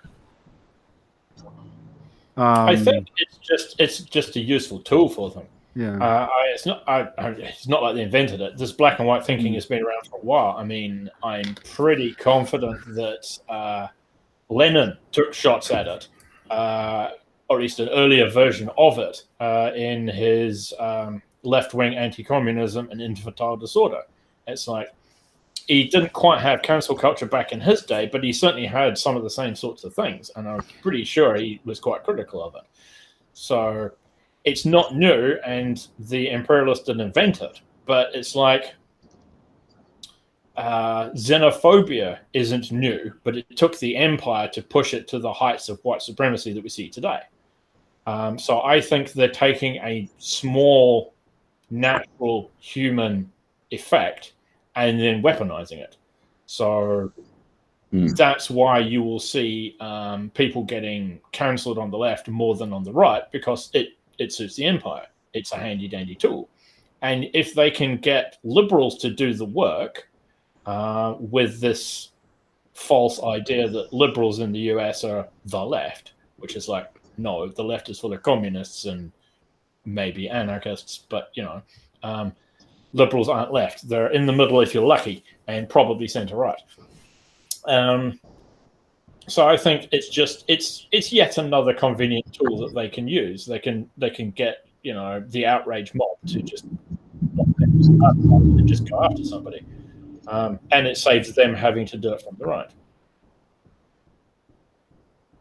Well, look, actually, another thing I think this needs to be highlighted as well, and I'll ask the question, is about the actual dangers of cancel culture, just how dangerous it is. As we've seen what happened with the aftermath of Capitol Hill, social media shutting down pages. It started with Trump, losing his Twitter account, but then just shutting everyone down. Now it's actually starting to attack left-wing organisations such as the very respective communist and socialist parties, and no doubt, and some anarchist groups out there as well, being the foreign or winning individuals. And I think, well, what I'm just taking it, yeah, and obviously just taking it like a step back, and I'm looking at it all, and I think, oh, this is actually highly dangerous, because it's basically shutting people down altogether. And then basically, if you do speak out, it's something different, that puts a target on your back, and that's some person to be identified and dealt with in a pretty brutal, nasty manner. Jones, Jones, did you have a quick comment? Did you have a quick response? I saw you. Oh yeah, I just wanted to follow on from that and to add to something David said way back at the start. One of the things, and this has been commented on by other commentators, usually on the left. I think Jimmy's mentioned it, Caleb's mentioned it. I think Dust might have mentioned it as well. Is the thing to watch out for is these new laws, these new rules, these new restrictions, whether it be Facebook, whether it be, you know, more police powers or whatever, in any country. But the US, of course, is leading the way. So, you know, let's look at them. It's not so much who the new law, the new rule, the new powers are aimed at. It's who else is going to get dragged in as well. So, like, if they give themselves new police powers to deal with these right-wing idiots on Capitol Hill, okay, you can go, yeah, okay, I can see the point of that. Yeah, maybe I don't hate this idea. But then what comes next? Now that this has been established, who else are they going to use it on? And you know, it's always going to be the left, whether it be, you know, disorganized left like anarchists or, you know, Marxist-Leninists. They're gonna come after us sooner or later. I mean, yay me, I'm privileged. I live in New Zealand. Probably they won't be kicking down my door anytime soon. But in the next few years, you're probably going to see some serious, McCarthyism breaking out in the US. So, sorry to interrupt you, Comrade Fox. If you want to continue. No, that's all right. That's because that's actually basically what I wanted to highlight. Well, you've highlighted so neatly because the dangers of this cancel culture, the whole tactic. Obviously, about generally being obnoxious and I'm saying some pretty awful stuff that needs to be pulled up there, then and dealt with. But I mean, but with people who've got alternative views and all that, what I'm finding is this is a danger of completely suppressing it, and then all of a sudden we're basically looking over our shoulders. Someone's going to grab us, take us, and disappear us one day. Would you say my concerns? How would be the word? Justified? I would say so. Yeah. I mean, you might celebrate, say, Milo Yiannopoulos being silenced because he's a horrible shithead, but it's like, well, what happens when they say the same about you and they scrub you off of the internet or you off of the news or whatever, and you're a legitimate union leader or what have you? It's like the precedent has already been set. All they have to do is label you in the same sort of terms as they labeled the other person, whoever it may be, and then now they've got justification and they're done. It's like, what is the precedent that it sets, and how will it eventually be used against you or us or our group or what have you? Right on. Which puts people like us in a very dodgy way because it means we end up having to decry the deplatforming of Milo Yiannopoulos or something, as much as we may hate the guy, it's like, well, on principle, ... because where else is it going to go?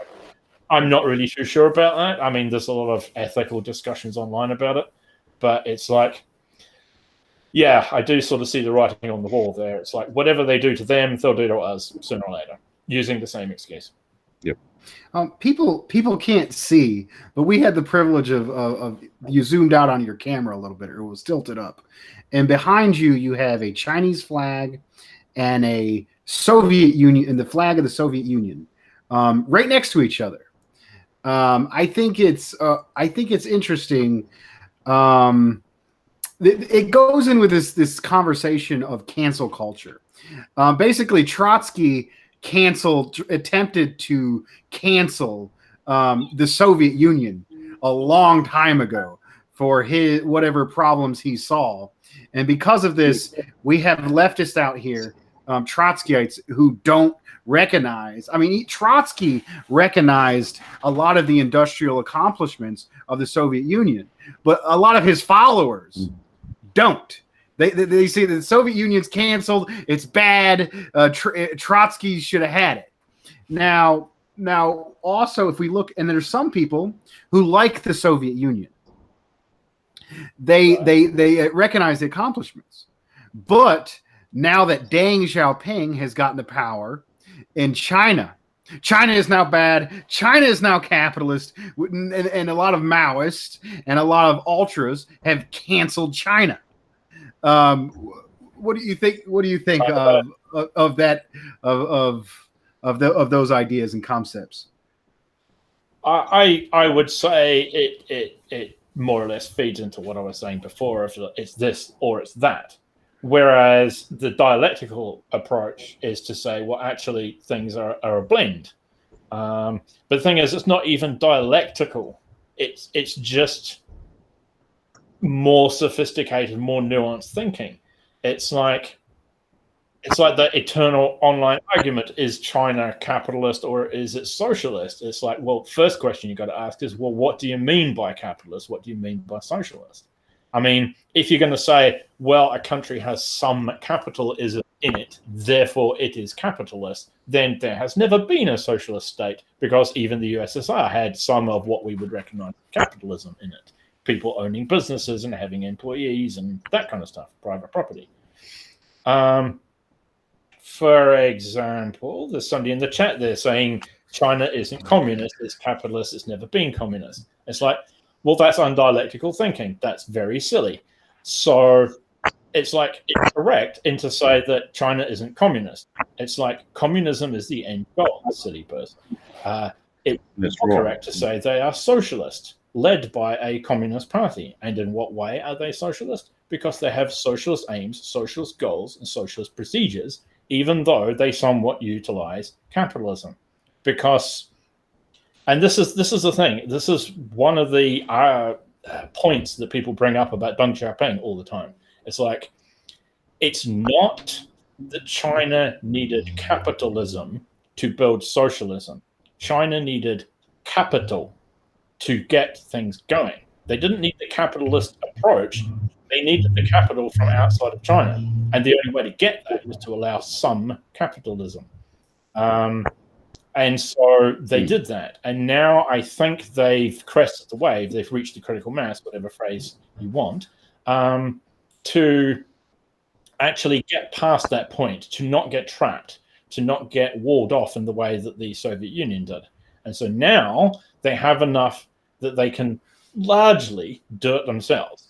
They're not going to fall into the same trap that the Soviet Union did of getting sapped and drawn into things and dragged around, because they now have got their feet under them, so to speak. Not that it's going to be easy for them, but yeah.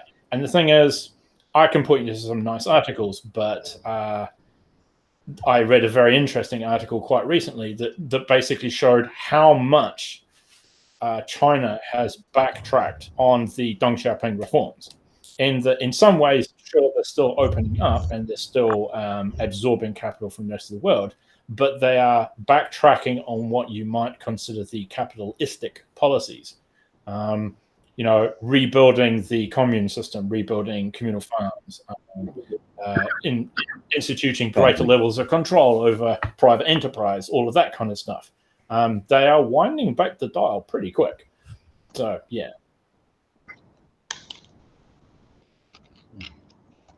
Well, it's interesting because that's been an argument for some number of years now about China, and obviously there's been another recent argument about Cuba, very similar thing. Cuba government, all the policies out for more private capital privatisations, and I'm not going to name names, I don't think it's necessary, but there's some good points on all sides that do get raised, and I tend to listen to it.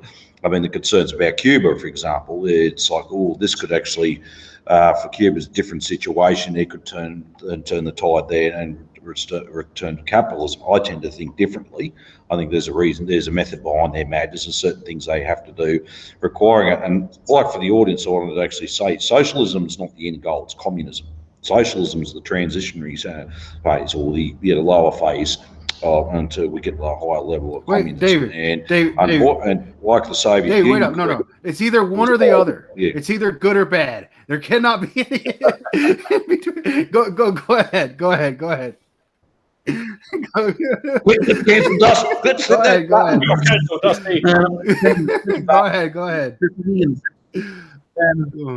Yeah, but what I'm saying is, even with the USSR, and look at these arguments, you could have said that, because the reality is, in Lenin's time, he had to still allow an amount of capital to then start achieving the first 5-year plans. And there's also, too, in these countries, a consistent class struggle. It is, and a consistent, and you say, both have the external and internal threats they have to deal with, and at times a retreat a little bit and an advance a little bit. It's not just keep going forward. It's quite a dialectical nature forward. Do you want to actually comment on that? Sorry. Yes, I agree. I'm just trying to think. Yeah, you have to have quite a long and involved discussion to explain why it's not just one thing or the other, which is why these sorts of things are best sort of, done on Reddit threads or whatever, just because you have to explain so much. But yeah, it's like most of the things we see, they're one thing or another, they're a blend. Like, take, for example, Cuba discussion. A lot of people are screaming, and this is like the idiots, of course, so plenty of them online, are just screaming, oh my God, Cuba just turned capitalist. Well, if you actually stop and have a look at what's going on, what did Cuba actually do? Not a great deal. See, previously, before, they had a small private sector in their economy. They had people who could be self-employed. They had people who could own small business and stuff, but only within like 128 areas. What have they done now? They have basically inverted that. They have just said, okay, these 128 areas are off limits. You can't have those, but you can have a small business in other areas. So previously it was mostly tourism, mostly private transportation or whatever. Now it's, you can't have these primary industries, but you can have private enterprise in other areas. And that's pretty much all they did. They just said, we had it before, now you can have the same thing, but in more different areas. So like, I don't know what exactly, owning a cab company or owning a farm, I don't know what. It's just, it's not a big change. It's just they opened up where you could do the thing you could already do, but now you can do it in a different area. And of course, you've got the silly people going, oh my God, they just turned capitalist. It's like, well, no, either they were capitalist before, or they're still not capitalist. Pick one. And it's like, well, that's not how it works. It's like, they're a bit more open. Are they more capitalist? Again, what do you mean by capitalist? I think there has to be a caveat. However, they did it because their economy is under strain, under stress. I mean, they've been embargoed like since forever. It's like the Deng Xiaoping reforms. It's like they didn't do it because, oh shit, let's do some private enterprise because it's so cool. Neither did Cuba. It was like, we have to do this because our back is against the wall. Like Lenin said, you only make choices like that when you have no other way to go. To do otherwise is simple opportunism. Well, it's like they had to open up. If they didn't open up in China, then they wouldn't have been able to get the atom bomb. And if they didn't have the atom bomb, then the Americans literally had a plan to just carpet nuke China to put an end to it. And it's like, once they got the bomb, the Americans couldn't do that. And so that was one of the reasons they had to open up and do whatever. But also on a non-atom bomb level scale, they had to integrate with the world economy, which was capitalist. If they didn't, they just would have been left behind, swamped, overrun, starved. So, yeah, here we go. They were always 100% capitalist. There's that black and white thinking we were talking about. I think it's important to, there's a little bit of caveat on this. We need in-depth thinking. Not everything is black and white. It's either this or that. Sometimes things are a little bit in between, but we got to have some kind of standard for what things are, what things are not. And I think that's where Marxism comes into play.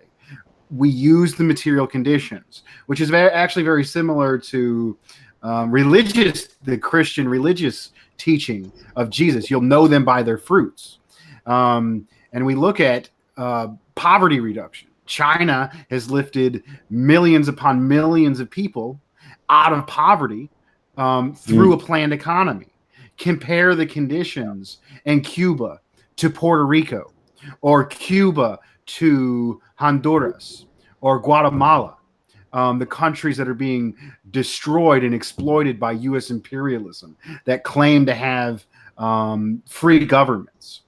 What are your thoughts, That's capitalism. Holy shit! Sign me up. It's like if that's capitalism, capitalism clearly works.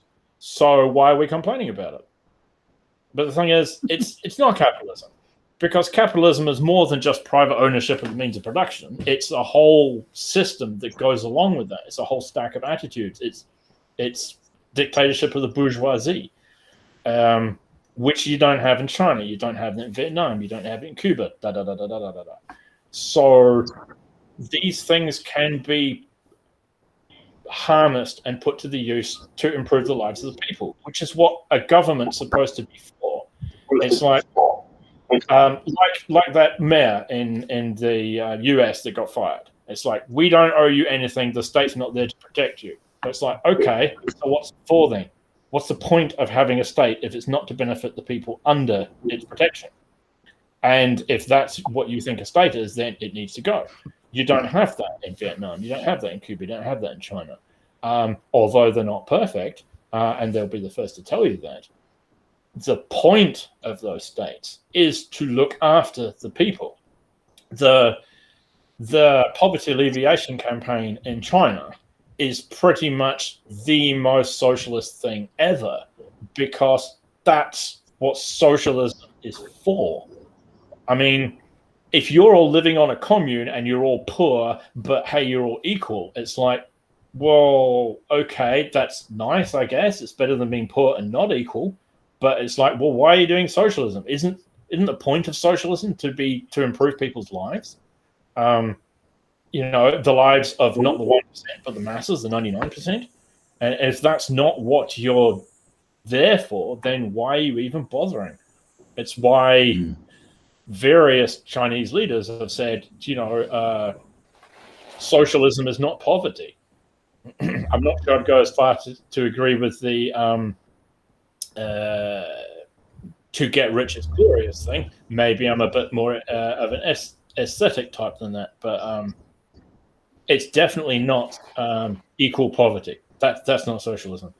We're supposed to be here to improve lives for people, and if we're not doing that, then why are we bothering? We just joined a weird club.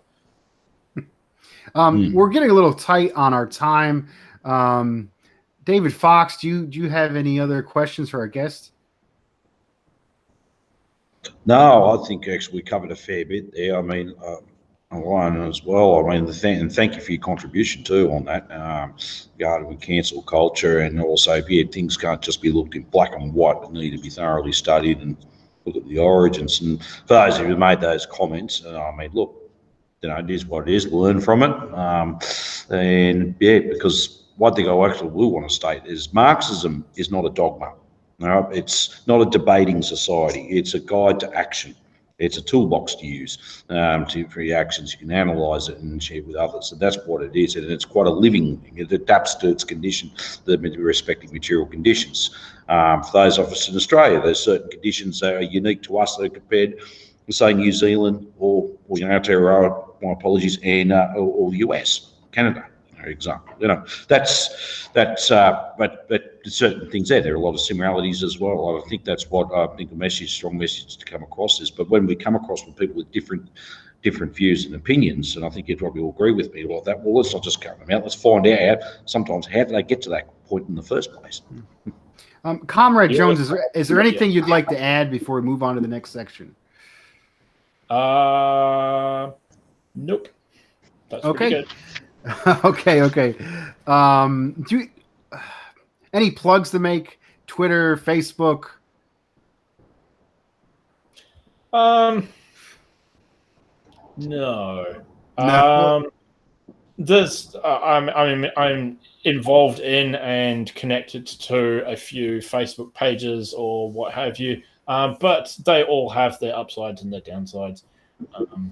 And are occasionally filled with the usual internet drama. So I would say about the only plug I can make is if people want to know anything about the material conditions of New Zealand, Aotearoa, I'm sticking with calling it New Zealand because if you use it by its proper name, everybody goes, who, where? And it's hilarious because occasionally I get involved in the chat on Caleb Morpin's live feed. And whenever I say greetings from Aotearoa, he's like, oh, and we've got somebody saying greetings from... never mind. So, yeah, New Zealand. But yes, so to find out about the things that are unique to this country, just go and look at the CPA Facebook page. We also have a sort of a newspaper. It's not mostly online, but that sometimes tends to work. Hang on a second. Let me just check and just see if it's up and running. Okay, hang on. We had an internet issue with the web page recently. Here we go. Hang on. So, Communist Party of Aotearoa has its own cool Facebook page. It's pretty obvious. But, Workers' Star. There we go. Let's just see if it's working at the moment. I'm getting various scary internet things. Okay, so I guess they're still working on it. But yes, so we have our own magazine, Workers' Star.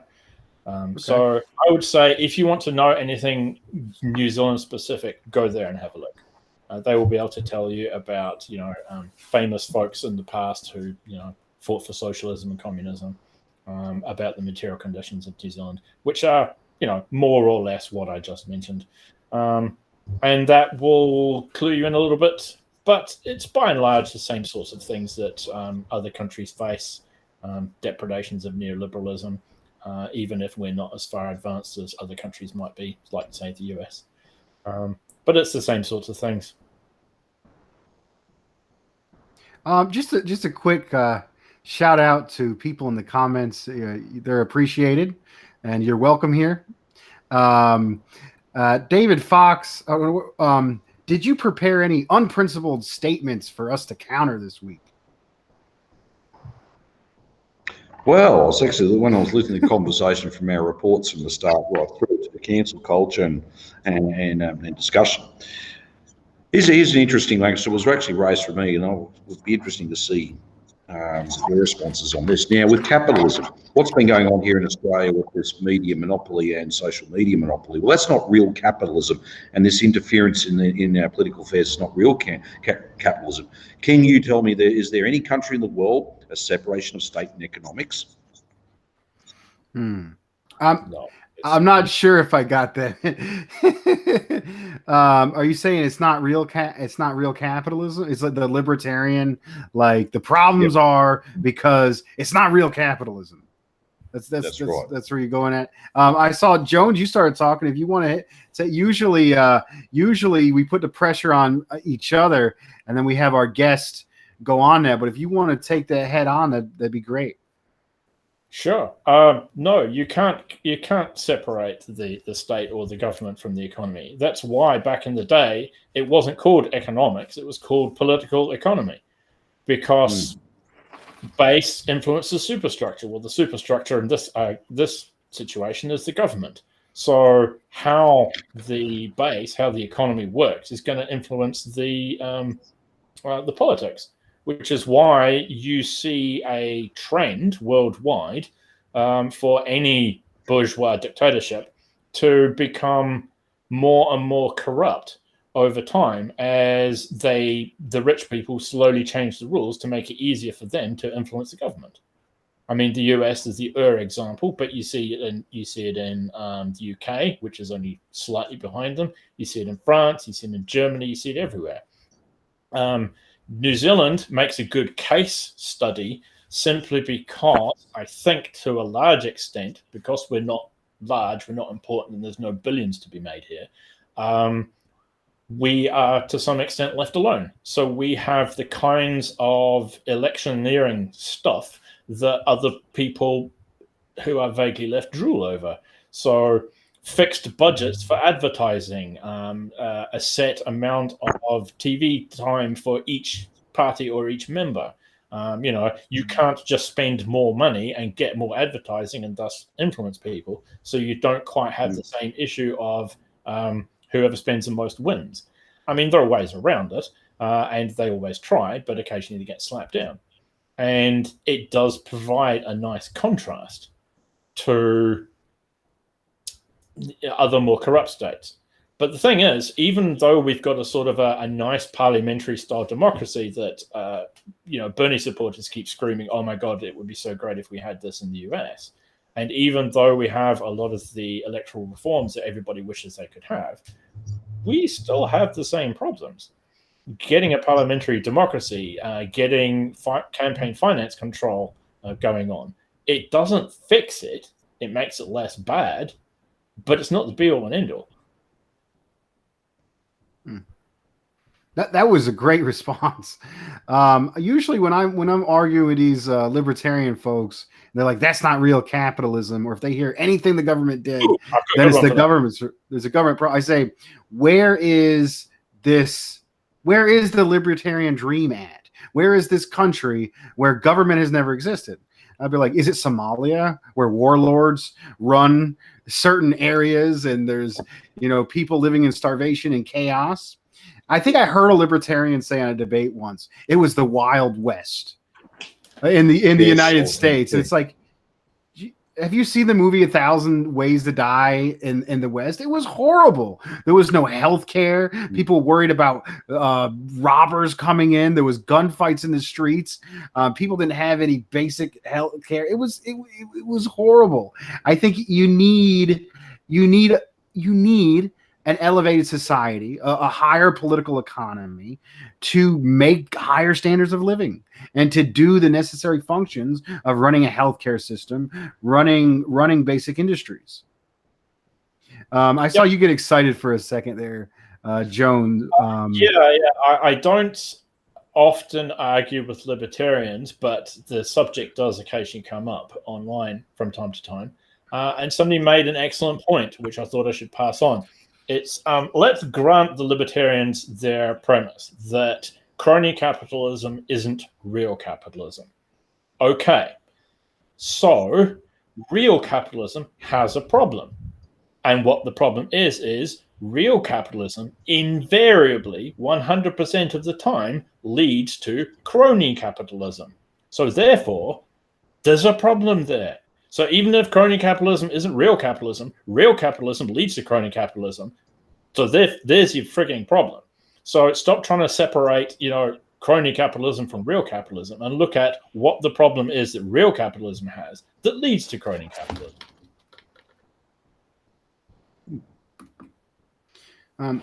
Right on, David. Did you have any response to your own what you? Well, it's actually another question. I was just thinking how I'm going to ask this, but from an individualist libertarian view on things, it's capitalism itself. It's not the problem. You mentioned about the economic base, but it's within the superstructure, government policy on monopoly, certain laws and that. It's not that capitalism is the problem. It's the superstructure that needs rectifying. And can't we just rectify proper and put proper policy in place to prevent monopolisation? What we're seeing with Murdoch, what we're seeing with social media, and certain other ills that we've been talking about over these shows. Over to you. No, you're chairing this section. What are some other unprincipled positions? Well, that's what they're. So can't we just actually implement certain structural changes to make that case? I should have put it. Sorry, I apologise, but it's not that capitalism's the problem. It's the structural changes and those that need changing. And don't you think it'd be the structural changes, be it in policy, regulation, etc., that needs to be changed? So this is an argumentism for reformism. Yeah, essentially. That's very. Yeah, well, history disagrees with that. I mean, there's, I'm trying to think, it was an article from the DSA of all things, and it was the parable of the man with unlimited money. And it was a very nice article in that it just said, look, there's this incredibly rich dude who hates your guts. And so without violating the NAP, he's able to completely destroy your entire life. And then the point is, okay, is that good or what? And it's the same sort of thing here. It's like you say, can't we? Essentially, what you said was, can't we regulate it? And the thing is, yeah, okay, of course we can. We look at other countries that have more regulations and they have less inequality and less drama, but regulations get in the way of making profits. That's what capitalism's about. That's literally capitalism's only goal, is make more profit under any circumstances. So these regulations might be good. They might even work, but they're going to get in the way of making profit. So sooner or later, Jeff Bezos or somebody with some clout is going to have words with somebody and make them go away. That's all there is to it. And the thing is, unless you have a strong state to stop that, the very thing that the libertarians don't want, then Jeff Bezos buys the government and becomes the state. So, you can't win. The only thing that can stop it is the state, and you want the state gone. So we'll pick one. You can have one or the other. You can't have both. I think Comrade Jones is getting at the crux of the question. is who politics is about power and who is in power. And as long as the capitalists, the bourgeoisie, monopoly capitalists are in power, we the people are not going to have enough power and say to implement the policies and structures that we need for our very lives and existence. Yeah, pretty much. Okay. Well, that's actually pretty much this discussion about state and whatever is why people say, you know, libertarian is an incoherent ideology.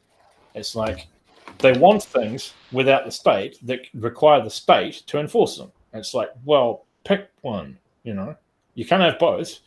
It's like capitalism relies on the state to enforce the rule of the bourgeoisie. Get rid of the state, and the 99% go, actually, I don't want to be exploited, and just overthrow everybody.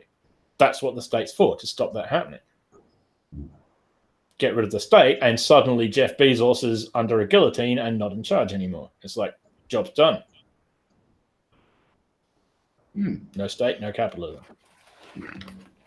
Was that all of the? We're coming close on our time at 2.5 hours. Yes, yeah. We'll make that all today. I'll check the time as well. We're starting to run out of time. But thank you. Is anything else anyone like to add before we end? Yeah, I'm good. No. All right. Well, we'll go right into our. Go ahead. Again, we quite enjoyed that, and obviously for those comrades out there, please go to the Communist Party Aotearoa's site. They've website there. Just Google it. Don't make life easy. I'm not going to give you the link, but obviously this should take you there. Yeah. Right on. So we usually end with our chant. I guess I'll lead it this time. Attempt to repeat after me. Dare to struggle. Dare to struggle.